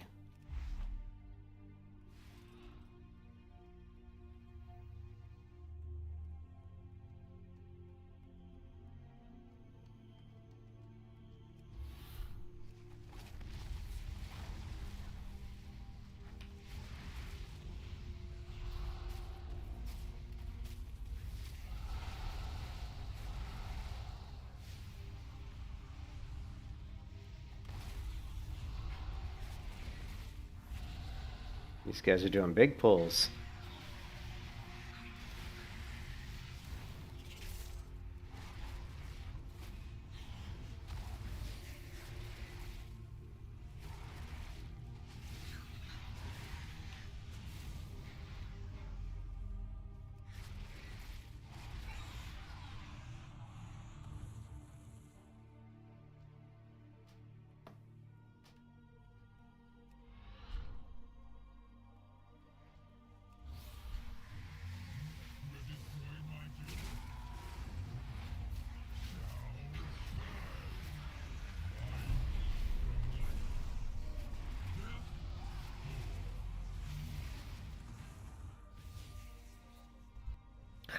Stupid loot window never closes. What level is your tank? My tank? 80. I'm sorry, I meant the tank in your dungeon. Oh. If it's the warrior, he's 80.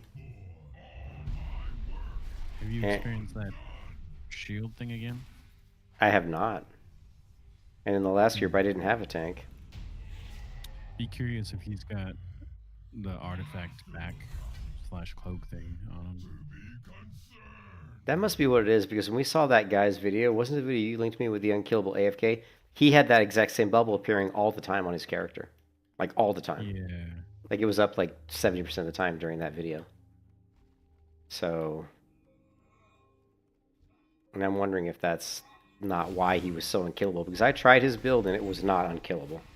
Like, so he was doing more than just that talent. Or unless they fixed it. Unless they, like, hotfixed it or something. Yeah, that could be as well.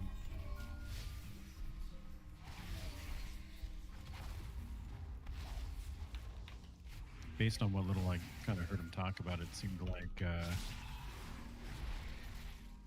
it was a very particular setup. Yeah, from what I saw, it was just certain talents, but I didn't see anything crazy about it. You know, I didn't see any... Like, he didn't say much about the gear, or maybe I missed that part of the video. I didn't see that there was any specific gear you needed. He said he was stacking versatility, which seems Yeah. pretty much normal, but Yeah, it is. it's the only particular thing that I remember. I mean, he kind of talked about what were the main abilities that made it hard to kill, and most of it was second wind and something else.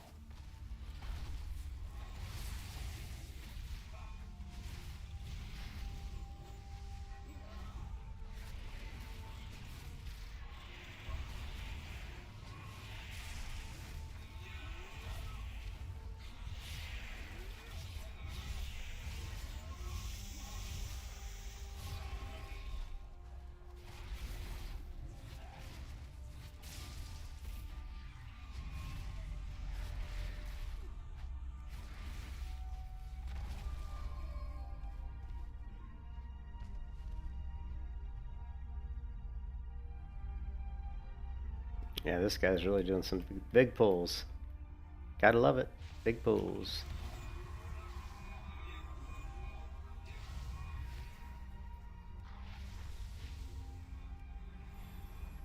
I might have to turtle here in a minute. We'll see.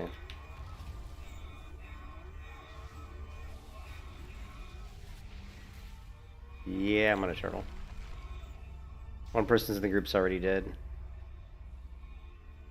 The priest is just about dead. I need to get out of here and feign death. Feigning death. I don't know if the warrior's gonna move. I thought that... Okay, I think he's gonna make it. Let me get my pet back up. Yeah, he did make it. Man, that was a brutal pull.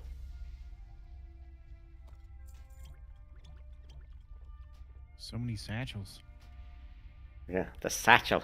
Satchel. Satchel. That was a brutal pull.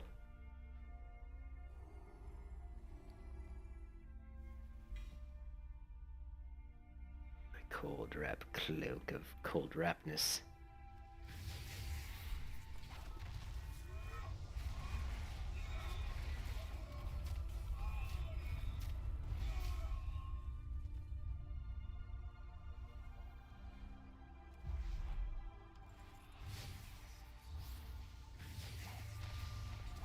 My wife's on a work trip right now, and I just realized that her flight to Texas want to only go back to Louisiana. Yeah. I just find it funny. It's like you had to go from South Carolina to Texas, and then you go back to Louisiana.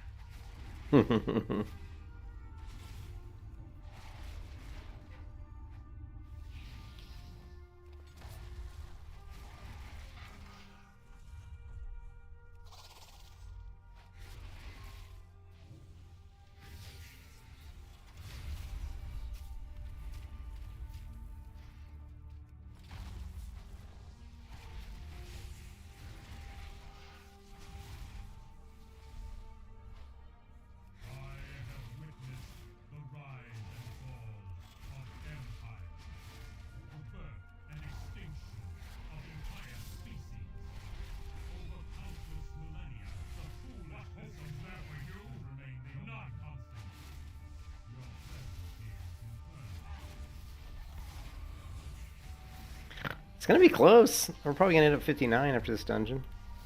I don't think we'll make 60 though. Nice. Yeah, I don't think we're gonna make 60 though.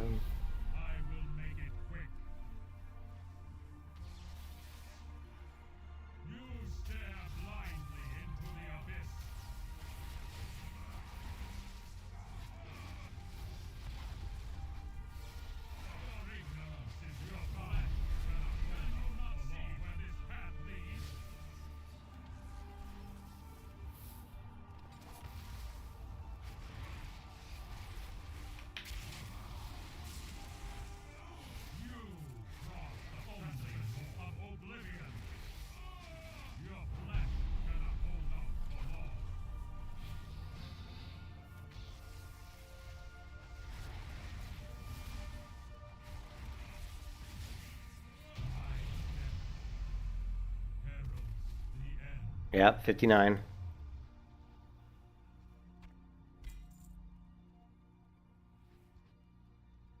Oh, you gotta turn in those quests though.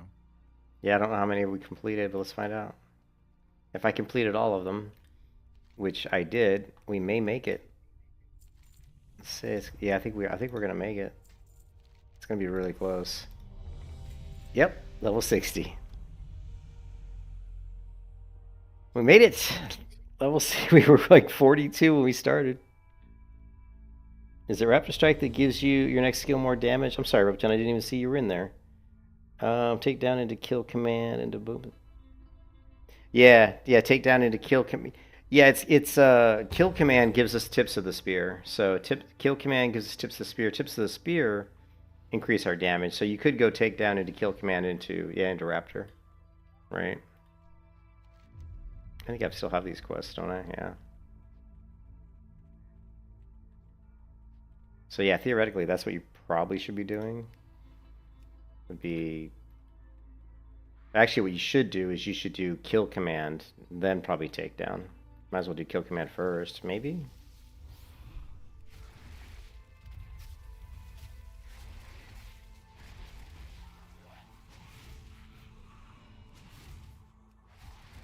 Right here, boom.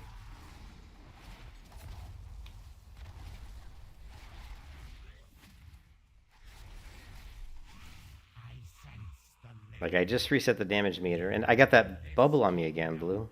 That shield. Will you inspect your tank?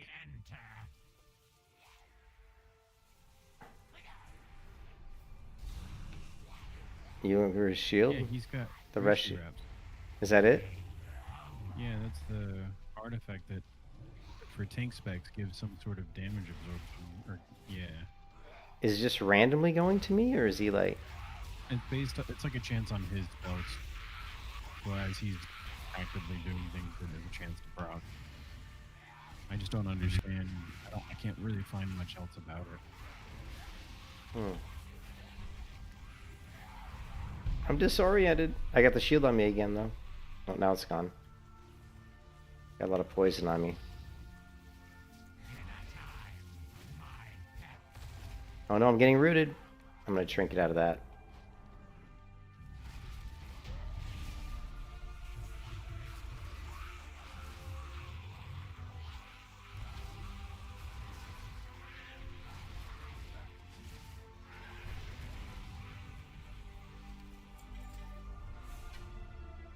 Reptilian level 60 already. Can you believe it?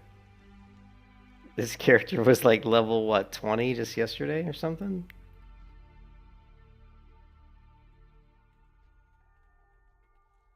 I probably have talents to use. Oh, yeah. We have the talents. Let's see. Supposed to go 2 on this one. 1 on this one. Kill command damage increased. And what else? What's this one? Takedown grants 3 stacks. Ooh, takedown grants 3 stacks of tip of the spear. That's good. And then let's go ahead and grab this.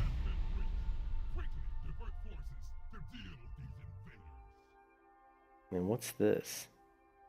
We're supposed to grab this weird thing. Binding shot's stun duration is increased. And then what's this? Critical strike chance increased. Okay. Alright, we got binding shot, but we don't have a keybind for it. Yeah.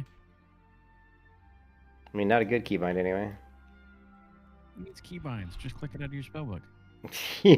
Just do the old school.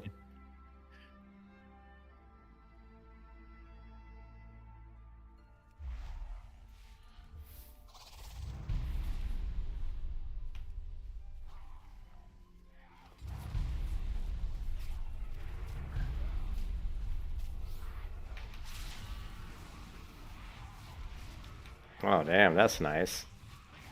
We got 3 stacks of tip of the spear. So when you do your takedown, you can just go right into 3 raptor strikes. Tip of the spear is buffs boomstick as well? I don't think Stack does that? I don't think it does. I gotta read the information on it again. I thought it was just I remember raptor strike. hearing about gaining 3 stacks of something and boomstick does a lot of damage afterwards, but It could be. Yeah, well, I wasn't 100% listening, so where's my pet? There it is. Yeah, I gotta check. The boomstick.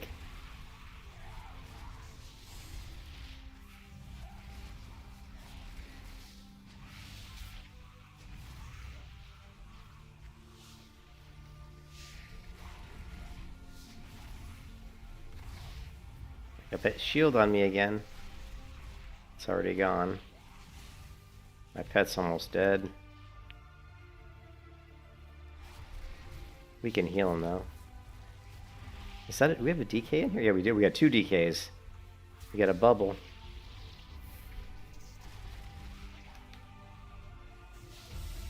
I'm just gonna heal my pet. Big time heal. Boomstick. Boom. Badoom. Badoom.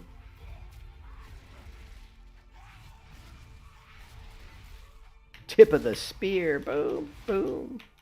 3 stack. Oh, nice. Big damage. Big. Damn, wait, I think I might need to loot this thing. Look at that bubble I got again. Why is it that I always have it? did you get?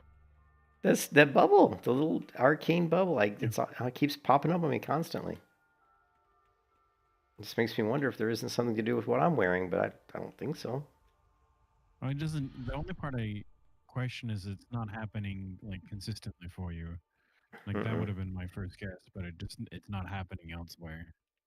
I'm just wondering why it's always, I don't see it on other people in the group. It's always on me, or is that like, I don't know. Do I not see it when it buffs other people? I don't know.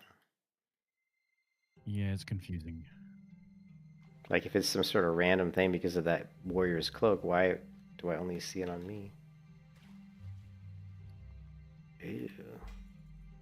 We got the waist. You cannot change equip status while in combat, man. This is a huge upgrade, though.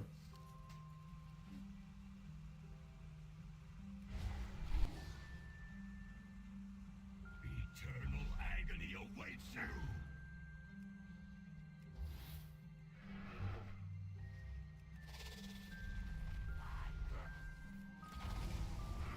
The boomstick. My pet disappeared. Takedown. I got the bubble on me again.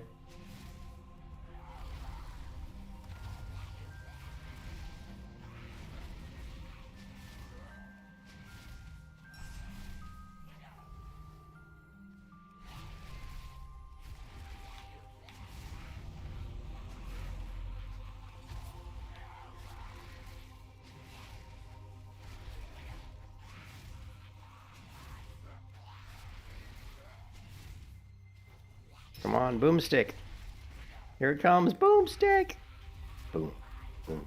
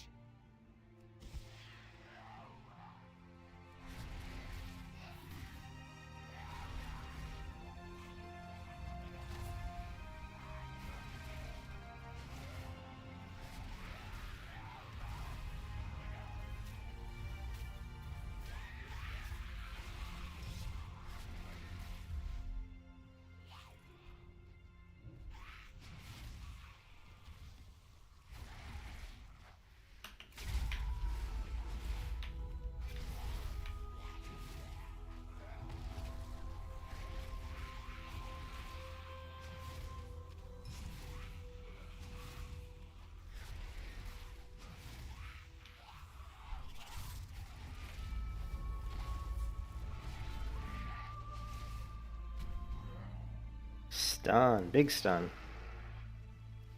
He's gonna nail me here.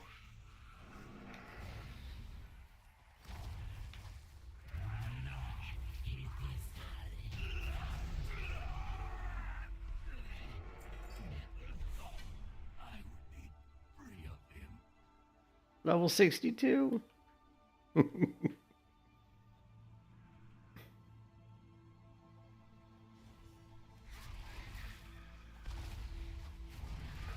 Level 63. I just dinged again.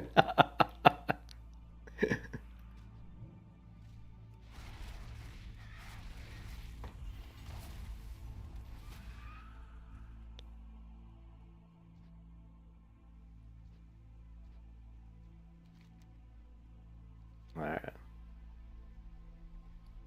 Okay, let's see what we got here. That's a big upgrade.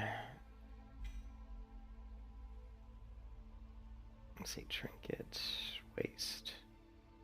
Do I have any gloves or boots? Oh yeah, that's an upgrade.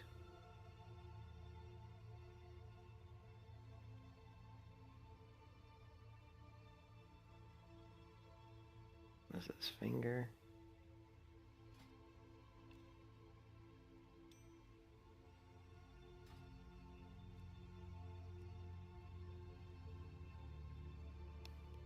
Yeah, let me look at the tooltip.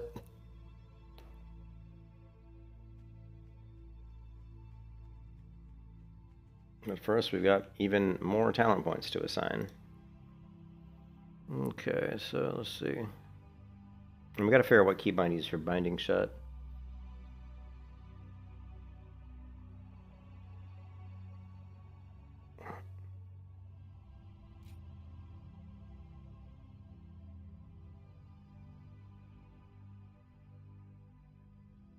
Flanked.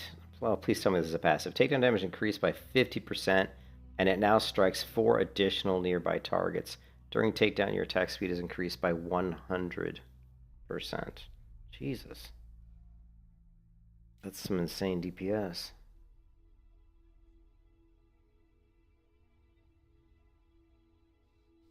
I don't know why you... I mean, why would you not take Explosive Expert? Like...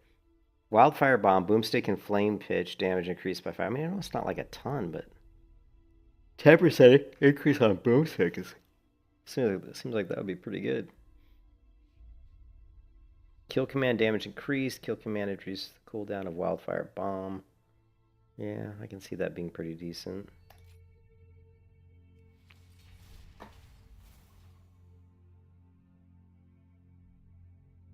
Okay, binding shot, binding shot.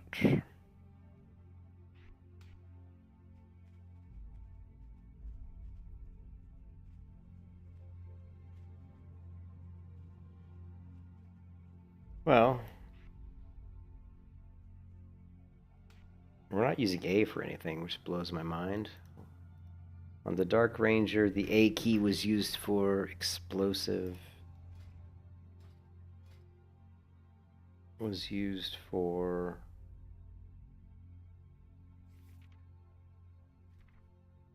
an ability that doesn't exist in the game anymore, apparently. Alright. What's the cooldown? 45 seconds.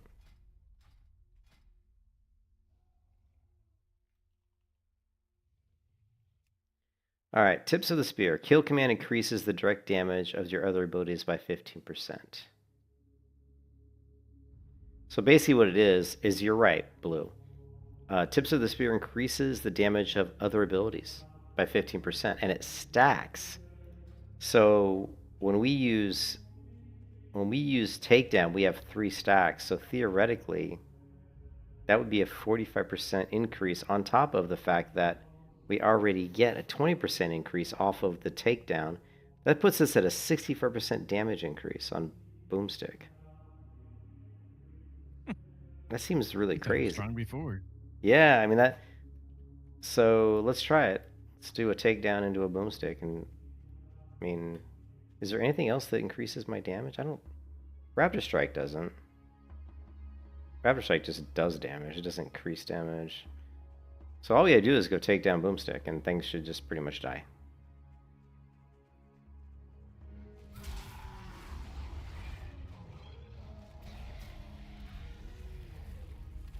I didn't even get to see it do anything. You have to check both with and without, because you leveled up quite a bit. Well, it was hitting. It hit like 7,000 something, like 7,700 on the first tick, which is by far the highest I've ever seen it land. But these mobs are lower level. We need to find like an elite. Here's an elite one over here.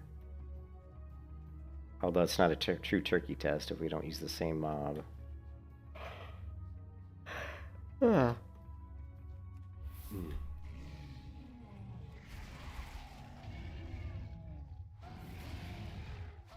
So what you want to do is stack tips of the spear. And then if we do Raptor Strike, it does more damage.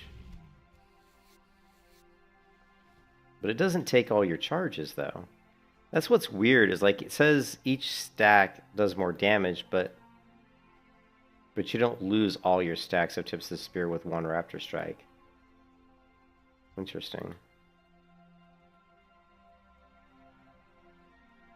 Alright, we're going to try it. This guy's a gold elite.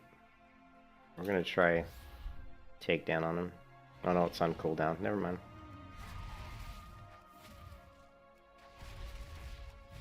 Okay, it's off cooldown. Here we go. Oh, and then I got stunned.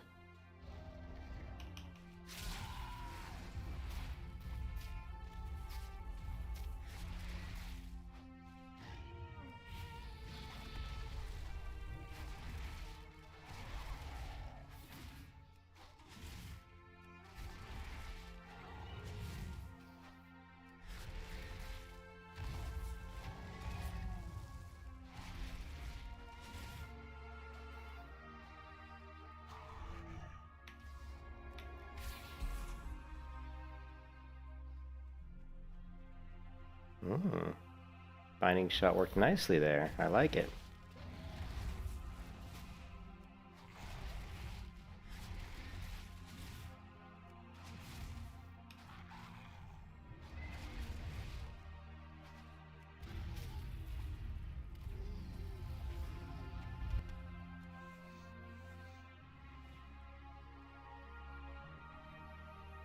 Well, if we could get a battleground, so we could actually do some PvP, it certainly would be nice to see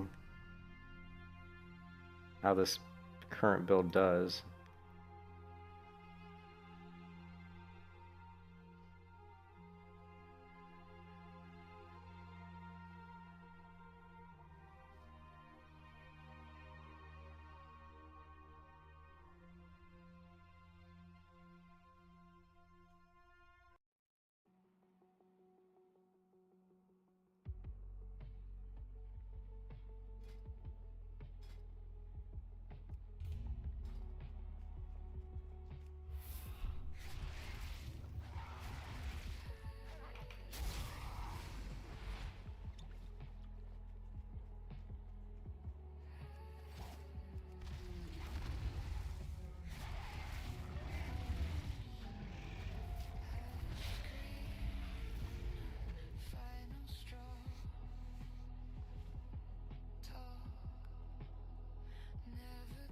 I don't like that keybind. Like,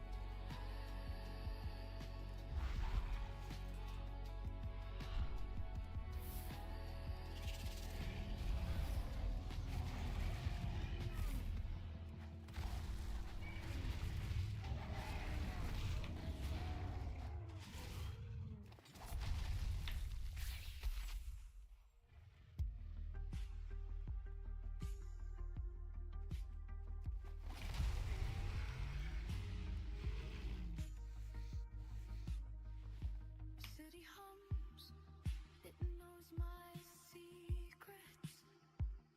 I'm awake, tangled in regrets. all right, that's it. I think I'm gonna take a break. I'm tired, but yeah, level 63. Not bad. I've got, yeah, not bad. I mean, I got quite a few skills. Most of my keybinds seem to be okay.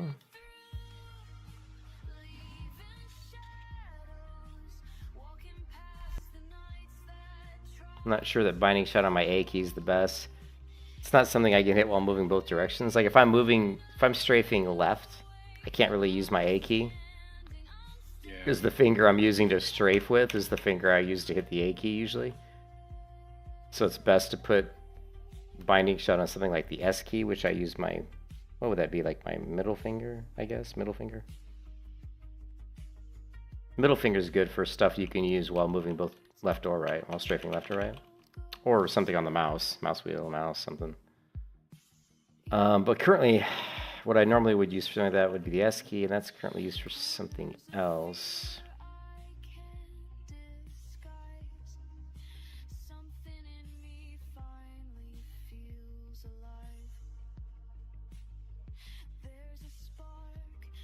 Of course, you know what you do when you have, like, you know what you do when you want to do something like let's say I'm strafing left and I want to use the A key for binding shot. I just jump in the air, right? You just jump and then do it.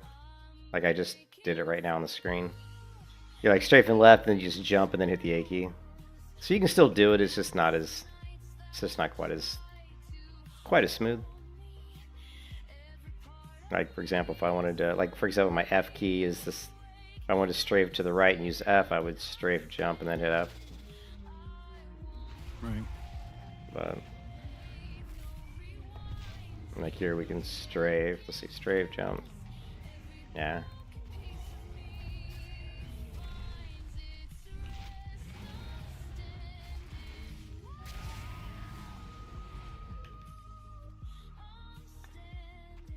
Yeah, but the damage seems really pretty bursty. I mean, I can only imagine if you had like insanely good gear, you know, and you were like all twinked out, like enchanted with the best enchants and all the best stuff. I would imagine your boomstick would just absolutely annihilate people. Right. You would think.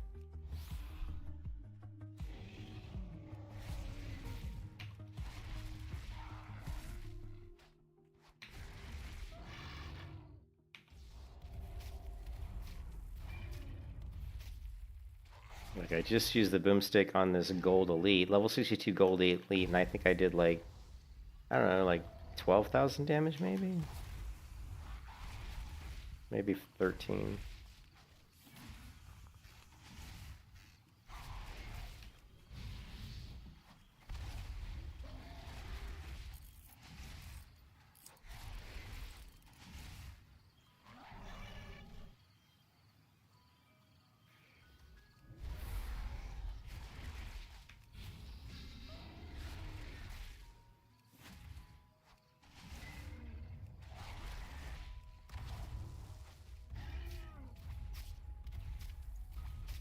Well, that time it didn't do any damage.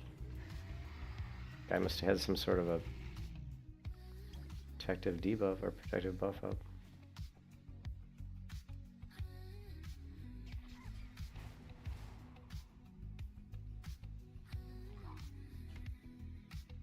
Ugh.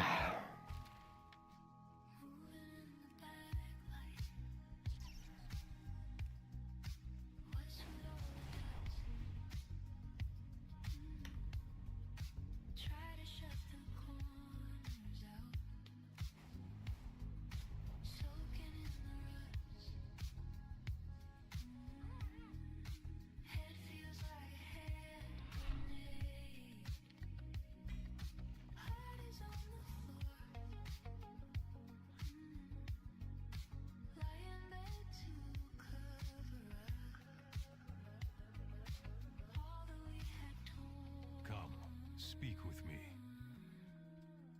Liana just headed out to Moonflower Valley. She is quite eager to explore this new land. Good day. Raymain will lead us to victory. Watch your back.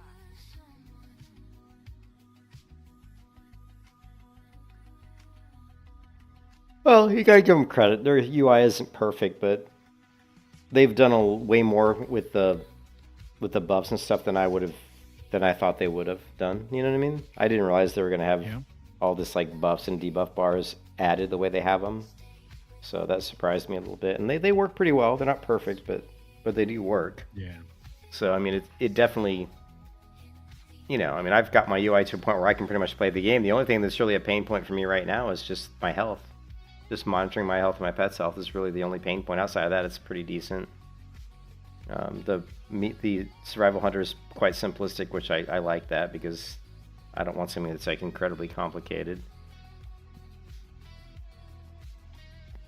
But you are vulnerable. One of the sorry, yawning when I was watching a video on it, or I think it was Icy Veins actually who said it. Said the strengths of the survival hunter is that you have good burst, but one of the biggest weaknesses of the survival hunter is the big burst requires you to be right in someone's face, which obviously can be dangerous. Yeah. You know.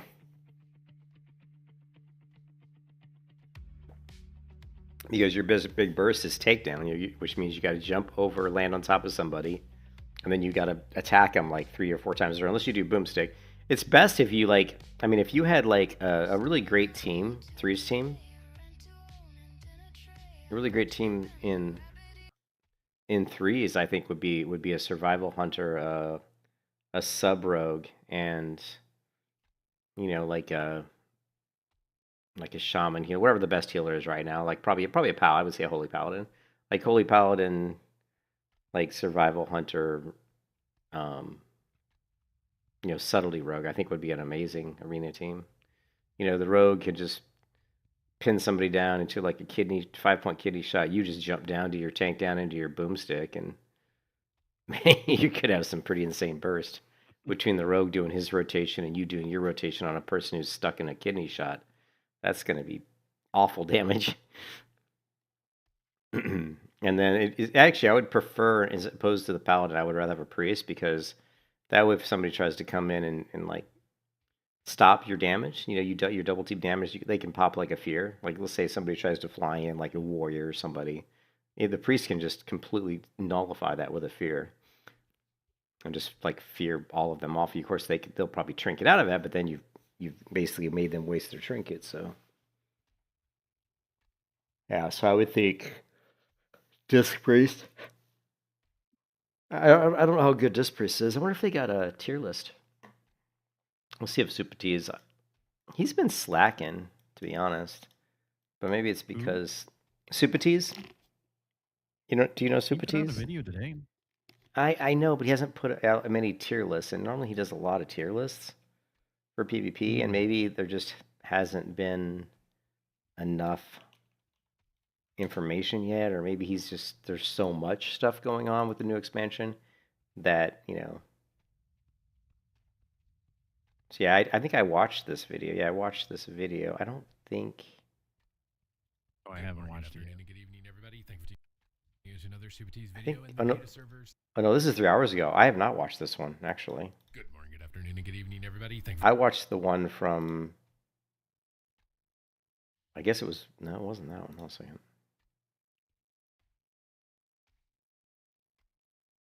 I watched the one from 1 day ago. The Midnight Pre-Patch News Class Changes. That was 1 day ago. Good morning, good afternoon, and good evening, everybody. So I have Thank you not for watched using this. Another Supati's video in the beta servers. They went down, but I'll be right it looks back. like they're going to be back up probably very shortly because they just released another beta build with a bunch of class tuning adjustments and likely some class changes to review. And if you want to make sure you're staying up to date with news related to World of Warcraft educational and entertaining content, then make sure to smash that subscribe button. Your support is greatly appreciated. But let's get started here. I'm very excited to see what's going down for this week's build, because obviously we're getting very close to release, so hopefully we're going to be zoning in on some major changes. For Unholy Death Knights, they have fixed an issue that caused festering size debuff effect to stop functioning when diseases get extended from any source, so just bug fixes for DK so far. Forbidden Knowledge rank 4 will now stop summoning a lesser ghoul to petrify when the pet is set to passive, so you're not going to randomly be aggroing things, I suppose. Midnight Season 1 set bonus. Scourge Strike now grants its runic power when the class 4-piece makes it cost no rune. So mostly just bug fixes, nothing major for DK. Honestly, DK, I think, was taken down a peg on the nerfs prior to this point. I was actually going to lower it a bit on my tier list. For Evoker, on the Scale Commander side of things, for Devastation, they are reducing the number of times Deep Breath is available through Wing Leader for the Scale Commander to lessen the amount of time spent airborne, which can be difficult to play. We're offsetting the damage lost with buffs to other Scale Commander talents. Now, I mean, you could fly a lot, so I'm not really surprised to see this, but how big is it? Wing Leader now causes bombardments to reduce the cooldown of Deep Breath by 0.5 seconds, down from 1, up to 1.5, down from 3, so a little bit less CDR. You're still able to do the 2-time fly, though. Might of the Black Dragonflight increases black spell damage by 30%, up from 20, and Refined Essence now increases Essence ability damage by 25%, up from 15. So you're just more damage across the board, and it's going to be less about you flying around. Nothing really major there, I don't think. For Preservation, Temporal Anomaly no longer shows on raid frames. See, I feel like healers adjusting the buffs on the raid frames is going to be something that's really big. Although I don't think they'd look at Druid here. Let's take a look at this video. I'm going to rewind this. So he's going over the changes to the classes. Death Knight. Fixing issue cause festering sigh forbid. So let's see. Or reducing the number of times Deep Breath is available. Extended from any source, so just bug fixes for DK so far. That's interesting. We're reducing the number of times Deep Breath is available through Wing Leader. I don't even know what Wing Leader is. Must be something new. Forbidden Knowledge rank 4 will now standard talents. I'm not familiar with Scale Commander to begin with. I don't know. Yeah, I don't know what that is. Yeah, I don't know if that's new. It's not new. It's one of their hero talents for evokers. And I don't play evokers, so. Or I played them once when they first came out, but I don't remember that even when I did it. So I don't know if it's something that came out later. You wouldn't have hero talents until this expansion? Yeah. No. Hero talents were last expansion. War Within had hero talents. Or unless you're talking about the one in the middle? Yeah, War Within. But Evoker came out in Dragonflight. Yeah. I don't think I played it. I don't know if I played it in War Within. I don't remember. I don't think. I mean, I might have done it a little bit. Okay, here we go. Hunter, Beast Mastery. Dire Command and the pack leader bear will now properly advance. Hunt's Master's Call. Dire Command now benefits from bad luck protection. This sounds like buff spear fixes. Temporal Anomaly no longer shows on raid frames. So, I mean, you could fly a lot, so I'm not really surprised to see this, but how big is it? Wing Leader now causes bombardments to reduce the cooldown of Deep Breath by 0.5 seconds, down from 1, up to 1.5, down from 3, so a little bit less CDR. You're still able to do the 2-time fly, though. Might of the Black Dragonflight increases black spell damage by 30%, up from 20, and Refined Essence now increases Essence ability damage by 25%, up from 15. So you're just more damage across the board, and it's going to be less about you flying around. Nothing really major there, I don't think. For Preservation, Temporal Anomaly no longer shows on raid frames. See, I feel like the healers adjusting the buffs on the raid frames is going to be something that's really big. Although I don't think they'd look at Druid here at all. I'm curious if they're in the UI, if there is a UI section to this one, if they are updating that to be able to show more heal over time effects. For Beast Mastery Hunters, Dire. Yeah, they were saying that the way the buffs work right now is that some hots aren't showing up. So Renew isn't showing up, which makes no sense. It has to show up. I can't believe that wouldn't show up. That's got to be wrong. Maybe I was thinking of something else. I don't know. Command and Pack Leader Bear will now properly advance Huntmaster's Call. Dire Command now benefits from Bad Luck Protection. Huntmaster's Call is updated and now summons Haiti or Fenrir at 8 stacks, up from 6. And they fixed an issue where Fortitude of the Bear's damage reduction effect would persist when switching pets and pet specializations. So this is a lot of very specific stuff to Dire Beasts, but it seems mostly positive. I assume a higher stack is good for Beast Mastery here. On Arcane Mage, Expanded Mind has been updated. It now additionally causes Arcane Orb to grant 2 stacks of Arcane Salvo. That's an upgrade. So I'd have to review my Arcane Mage, how much I play in Expanded Mind, if that's more of a PvE change. Obviously, I think these are mostly honing in on dungeons, if they don't say PvP specifically. For Holy Paladins, they are returning Crusader Strike as a baseline spell. I actually didn't mind it as it was, but it doesn't matter what I mind. It's coming back. In this update, with the intention of increasing moment-to-moment decision-making and adding more variety to the rotation. We are introducing a second charge to Crusader Strike and look forward to your feedback on how that feels to play alongside Midnight's other updates. Second charge of Holy Shock is Crusader obviously not Strike. going to override Crusader Strike. They buffed your Judgment cooldown by 83%, so you're not going to be able to Judgment. That's a bit weird to understand. It's going to be a longer cooldown. I assume it's a longer cooldown. It's a longer That's cooldown. That's a big nerf, honestly. Yeah. That was doing a lot of your consistent damage.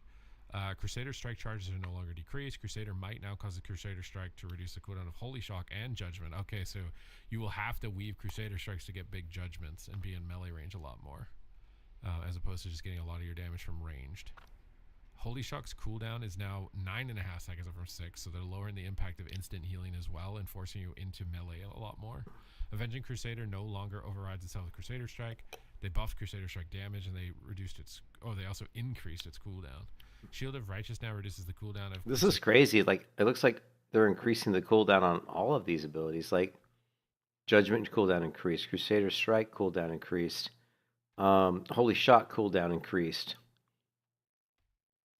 You have to wait a lot longer to use your abilities, you know? Crusader Strike by Yeah, 1.5 looks like is Crusader the Strike biggest of got Holy Shock.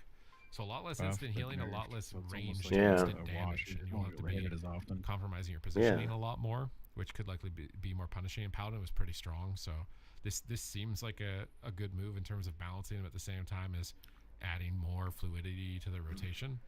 For Discipline Priest, Piety will now redistribute 15% of its overhealing down from 20. Preventative Measures increases the damage of Smite, Penance, and Holy Nova by 15% down Nerf. from 20. And Divine Aegis no longer shows on raid frames. So nothing major really so far. For Holy, they fixed an issue causing Benediction, the Apex talent, to heal for less than intended. Always like that when your ability is healing less than what it reads for. So you're getting a little bit more Benediction healing. For Shadow, they fixed an issue causing the damage over time effect from Shadow Word Madness to not properly account for damage modifiers when casting the ability while the debuff is already present. So I think it's gonna be a lot of stacking damage. Shadow Word Madness is Devouring Plague now, so you'll be able to get a lot more damage when you're stacking it. Fixed an issue causing Tentacle Slam to engage enemies before it deals damage. So again, a little bit of like an aggro change there. For Restoration Shamans on Farseer, Primordial Capacity once again increases the maximum stacks of tidal waves by 1. So you're going to be able to get more fast-casted heals.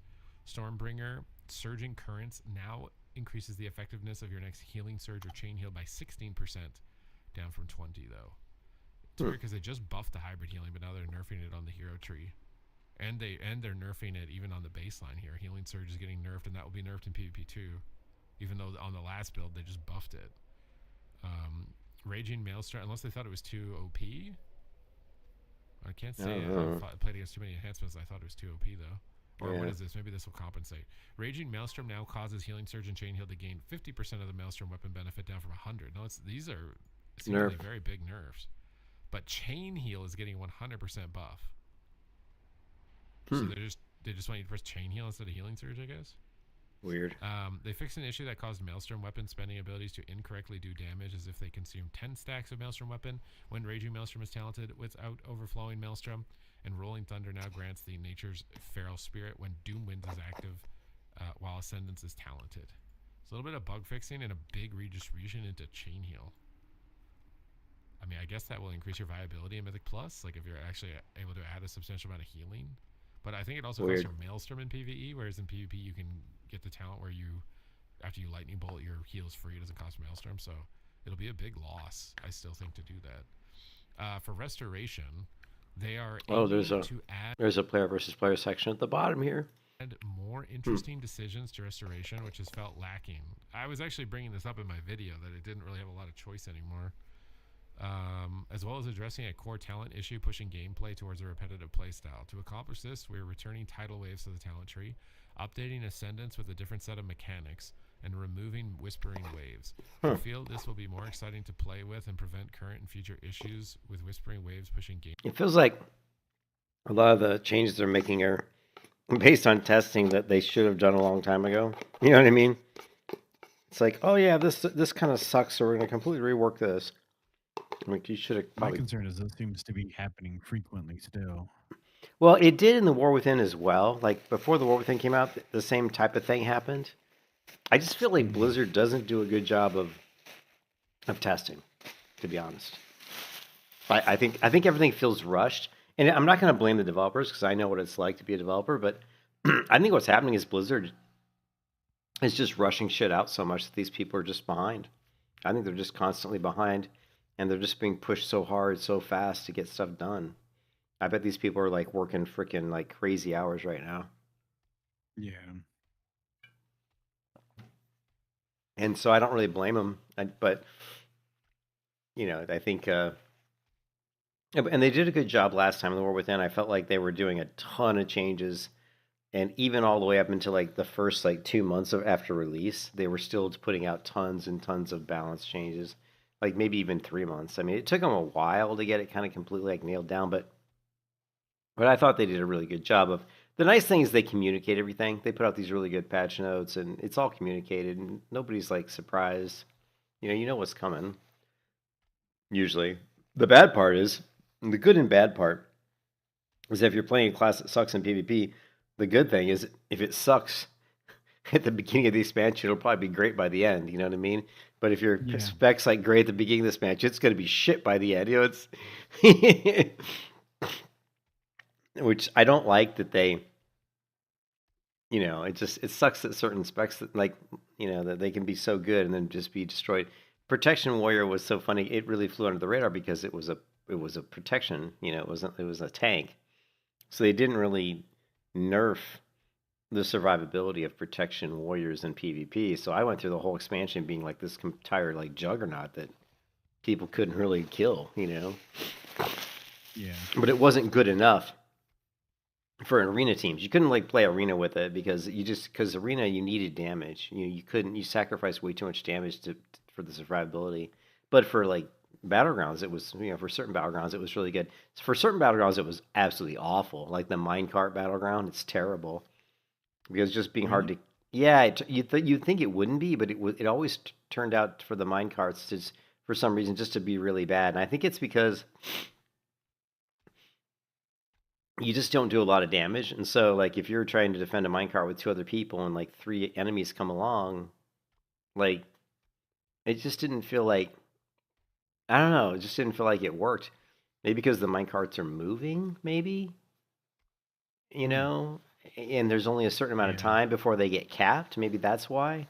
Whereas, like, in a map, like that one newer map where it's kind of, like, out in the Asian-style grass fields or whatever... the kind of like Arathi Basin, you're just trying to hold a node. The tank works out a lot better on that map for some reason, just because, the node's not moving. It's not like a movable object. It just, so you can just sit on the flag and make sure nobody taps it. Like, the thing with the minecarts is, actually, I know now why it doesn't work, because the thing with the minecarts is if you have 2 enemies standing next to the mine and you're standing there, they're going to cap the cart, right? They'll cap the cart. So they don't have to kill you. They just have to stand next to the cart, and since there's 2 of them, they'll get control of the cart. Like, that doesn't work that way. Like in Arathi Basin, if you have the flag, they have to actually physically tap the flag. That's a lot more difficult because you're hard to kill. So you just keep smacking them every time they try to tap the flag, and they can't kill you. So that's the difference. So again, for the mine one, being a tank is terrible. Gameplay too far towards an unfun playstyle. Thank you for your continued feedback. Ascendance has been redesigned. Immediately heal allies within 20 yards and transform into a water ascendant. While ascended, your chain heal jumps to 3 additional allies with 10% reduction for all jumps. Healing wave will always critically heal and heals 1 additional ally at 50%. Oh, the only thing under player versus player looks like Death Knight. That's it. Yeah. Well, I mean, I imagine those other ones still affected a little bit. Yeah. But usually they have, like, I mean, player versus player, when it says that, it means it's specific to player versus player. But, like, all the stuff that doesn't say player for player, player versus player, is for both. It's PvE and PvP. This usually causes life and death healing to not function. User interface name important cast highlighting is now more obvious. Under enemy NPC buffs debuffs, the shared CC checkbox is now enabled by default. Whenever I read stuff like criticism of is that like the out of the box experience of the UI is not very good. Like a lot of stuff should just be on by default. All right, man. I'll talk to you later, man. Have a good one.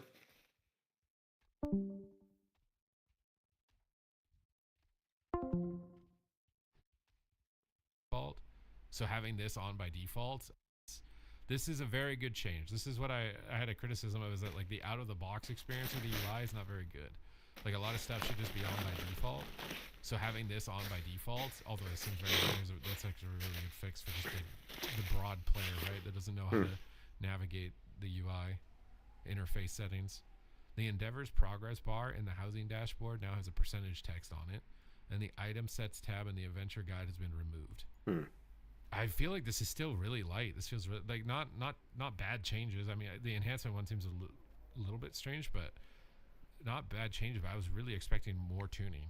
Yeah, this is not a especially lot. in the PvP section. Like we have a lot of classes that are just one-shotting at the moment, and then some classes that feel like they can't really do anything. So this seems a very light update. If any more notes come through, obviously, I will release another video with the additional updates. Maybe this is like I think we're gonna see. We have to see some heavier changes coming for PvP, because this definitely feels like.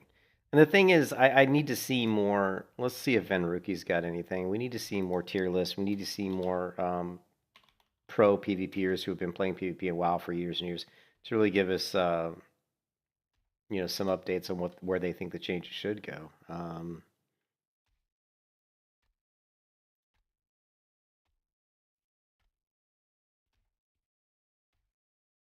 That was 7 days ago. Why are WoW players not excited for midnight? So Max made a video. I don't know what this video says. The Max, title. are you looking for? The title of this video is "Are Players Not Excited for Midnight Launch?" I've been someone that's been around for all the different expansions, and I actually am excited for Midnight. But I'm excited. I feel like the hype is. It's not a little low.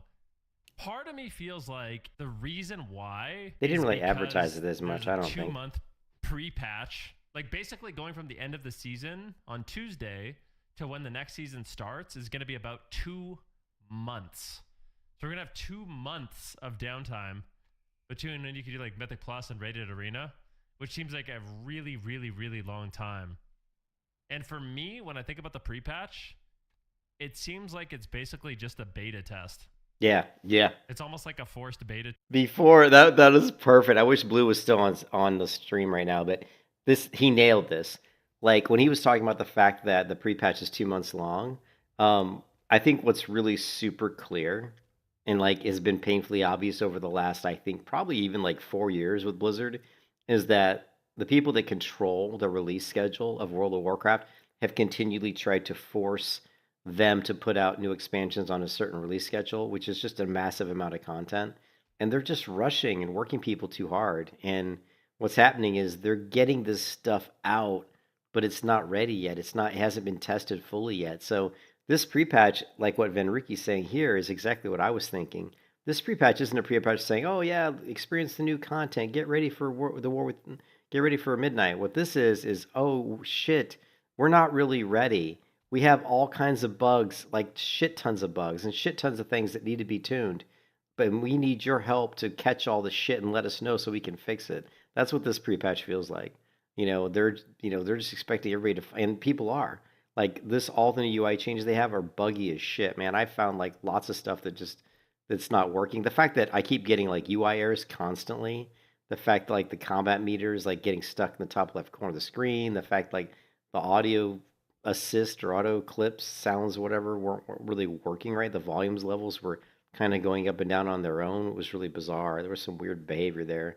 There's just tons and tons of like bugs, and then just the fact that PvP is like completely like unbalanced right now, and there's all kinds of shit that doesn't work. I mean, I watched a video just yesterday of a guy talking about Hunter. I think it was Hunter, but he was talking about how so many of the abilities like weren't even working the way the tooltips said they were supposed to work. Like, actually, it was the healing benefits. So I think it might have been like I can't remember if it was a tank, but it was somebody who had a lot of passive healing, and there were these abilities that said, "Oh yeah, this ability gives you 20% increased healing," and he was basically testing other abilities like Victory Rush or something, which a tank does to after he kills somebody to attack the next enemy, and he can heal himself. And there were these abilities in the tank talent tree that says, "Oh yeah, this gives you a flat like 20% increase to all your healing," but like you do Victory Rush and you're not getting anything out of it. Like, you're not getting any increased healing. So, that just feels like the tooltip's 100% wrong, So, and it wasn't just one thing. There was like 2 or 3 or 4 different things like that in the same tree, in the same class, the same tank class, in the same, warrior talent tree, where there were like 4 items that were not working as they were supposed to. So this 100% feels like not a midnight pre-patch, but a midnight beta test. They're just gonna update the server.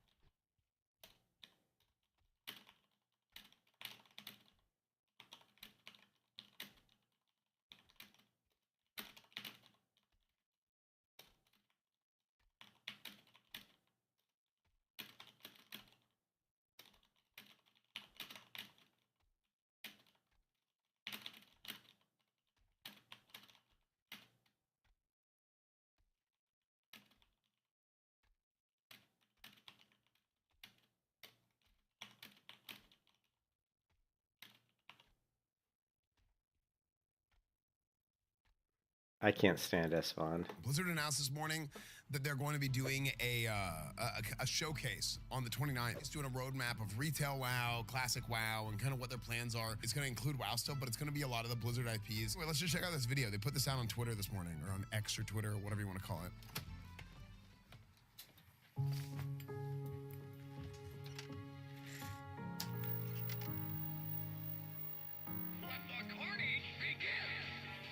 What is this?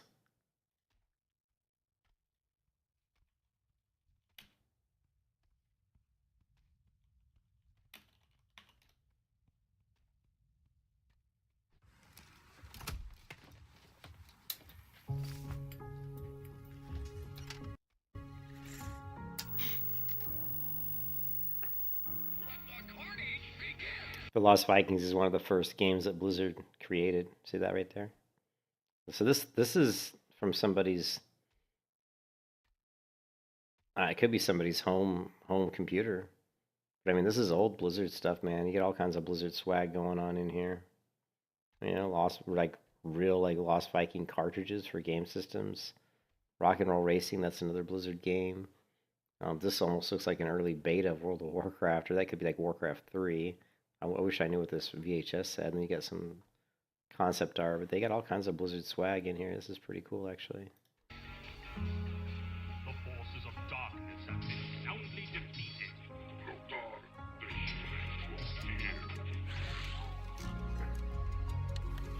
Yeah, well, someone went to a lot of trouble to put this together.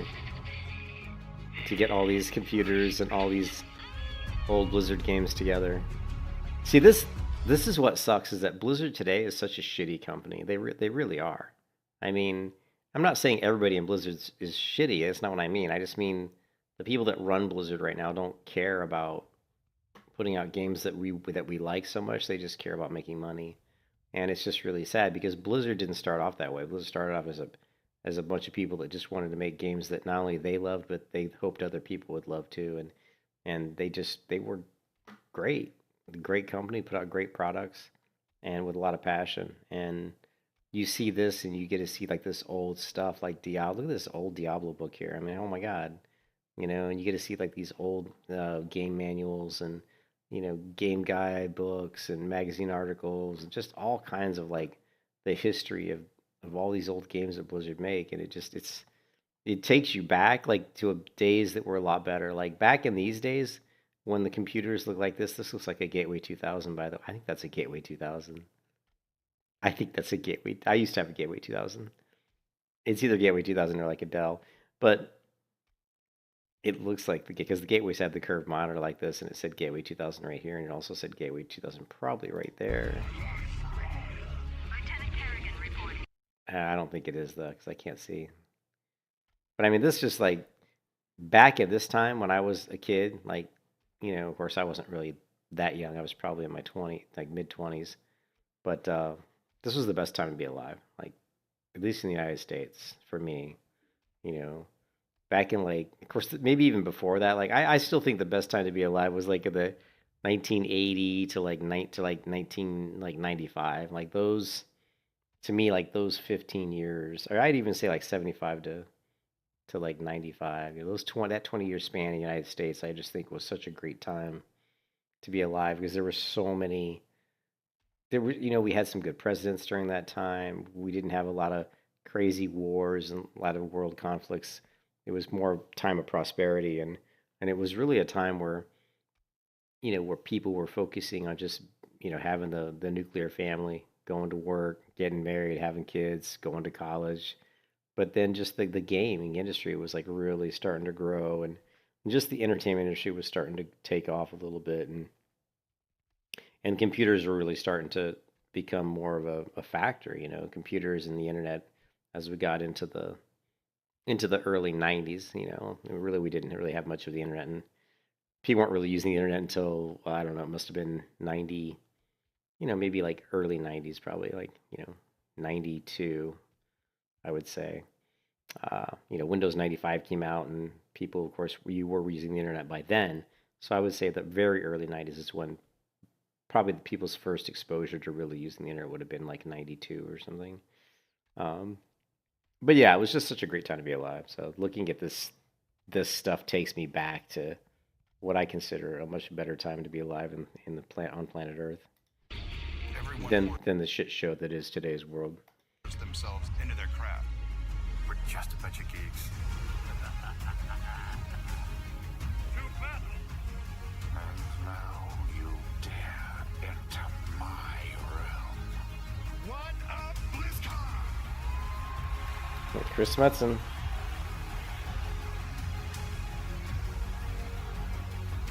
I don't see any Overwatch in here.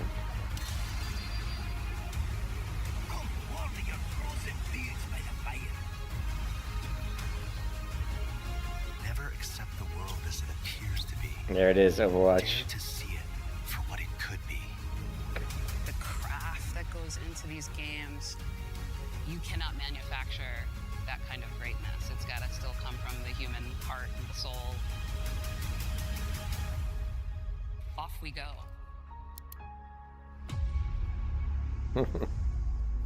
Listed 35 years, I guess. Look, you talked about this. You said what you said. Wait, this is sick. The Super Nintendo around it that people can really see it. Because a lot of times what I do is I'll talk to people and then I like relay the message and I'm like, I don't think this message is getting across. To kind of recalibrate. Burning Crusade is back. I love Burning Crusade. This is the most fun that I've ever had. The most fun that I have ever had, gameplay wise, playing WoW, was in Burning Crusade Classic, the 2021 version. I looked at what they've done with Burning Crusade coming out, and there's things that I'm a little bit like disappointed by. Now, I don't know if they've 100% made a final decision on pre-nerf, post-nerf, whatever, for the raids, but like the PvP changes that they're making are really good. Like them lowering the cutoff to get the weapons from 18 to 1700. Yeah. I think it was 1850 and now it's 1700. That's good. Why? I don't care if other people get weapons. They're gonna get weapons that are just as good. So Max made a video. I don't know what this video says. The Max, title. are you looking for? The title of this video is Arena, which seems like a really, really, really long time. Really feel like they have any plans for pre-patch either. Like if they did some sort of like fourth season that was really fun, they gave some rewards for both like Mythic Plus and Arena, maybe it'd be awesome. But yeah, it doesn't seem like that's really gonna happen. Yeah, I'll stop the stream here. I think most people have left the stream anyway. They're probably sick of me watching other people's. But we were just trying to get a feel for what is PvP going to be like in Midnight, and how is the current class meta kind of fleshing out. But I haven't really seen any videos yet on that. I'll keep looking. It could be that it's still kind of new. I think people are still waiting for a lot more balance changes because things just aren't really lining up right now. I don't think, because things don't feel balanced yet, and they're probably quite a ways away from that. So we'll just have to wait and see. But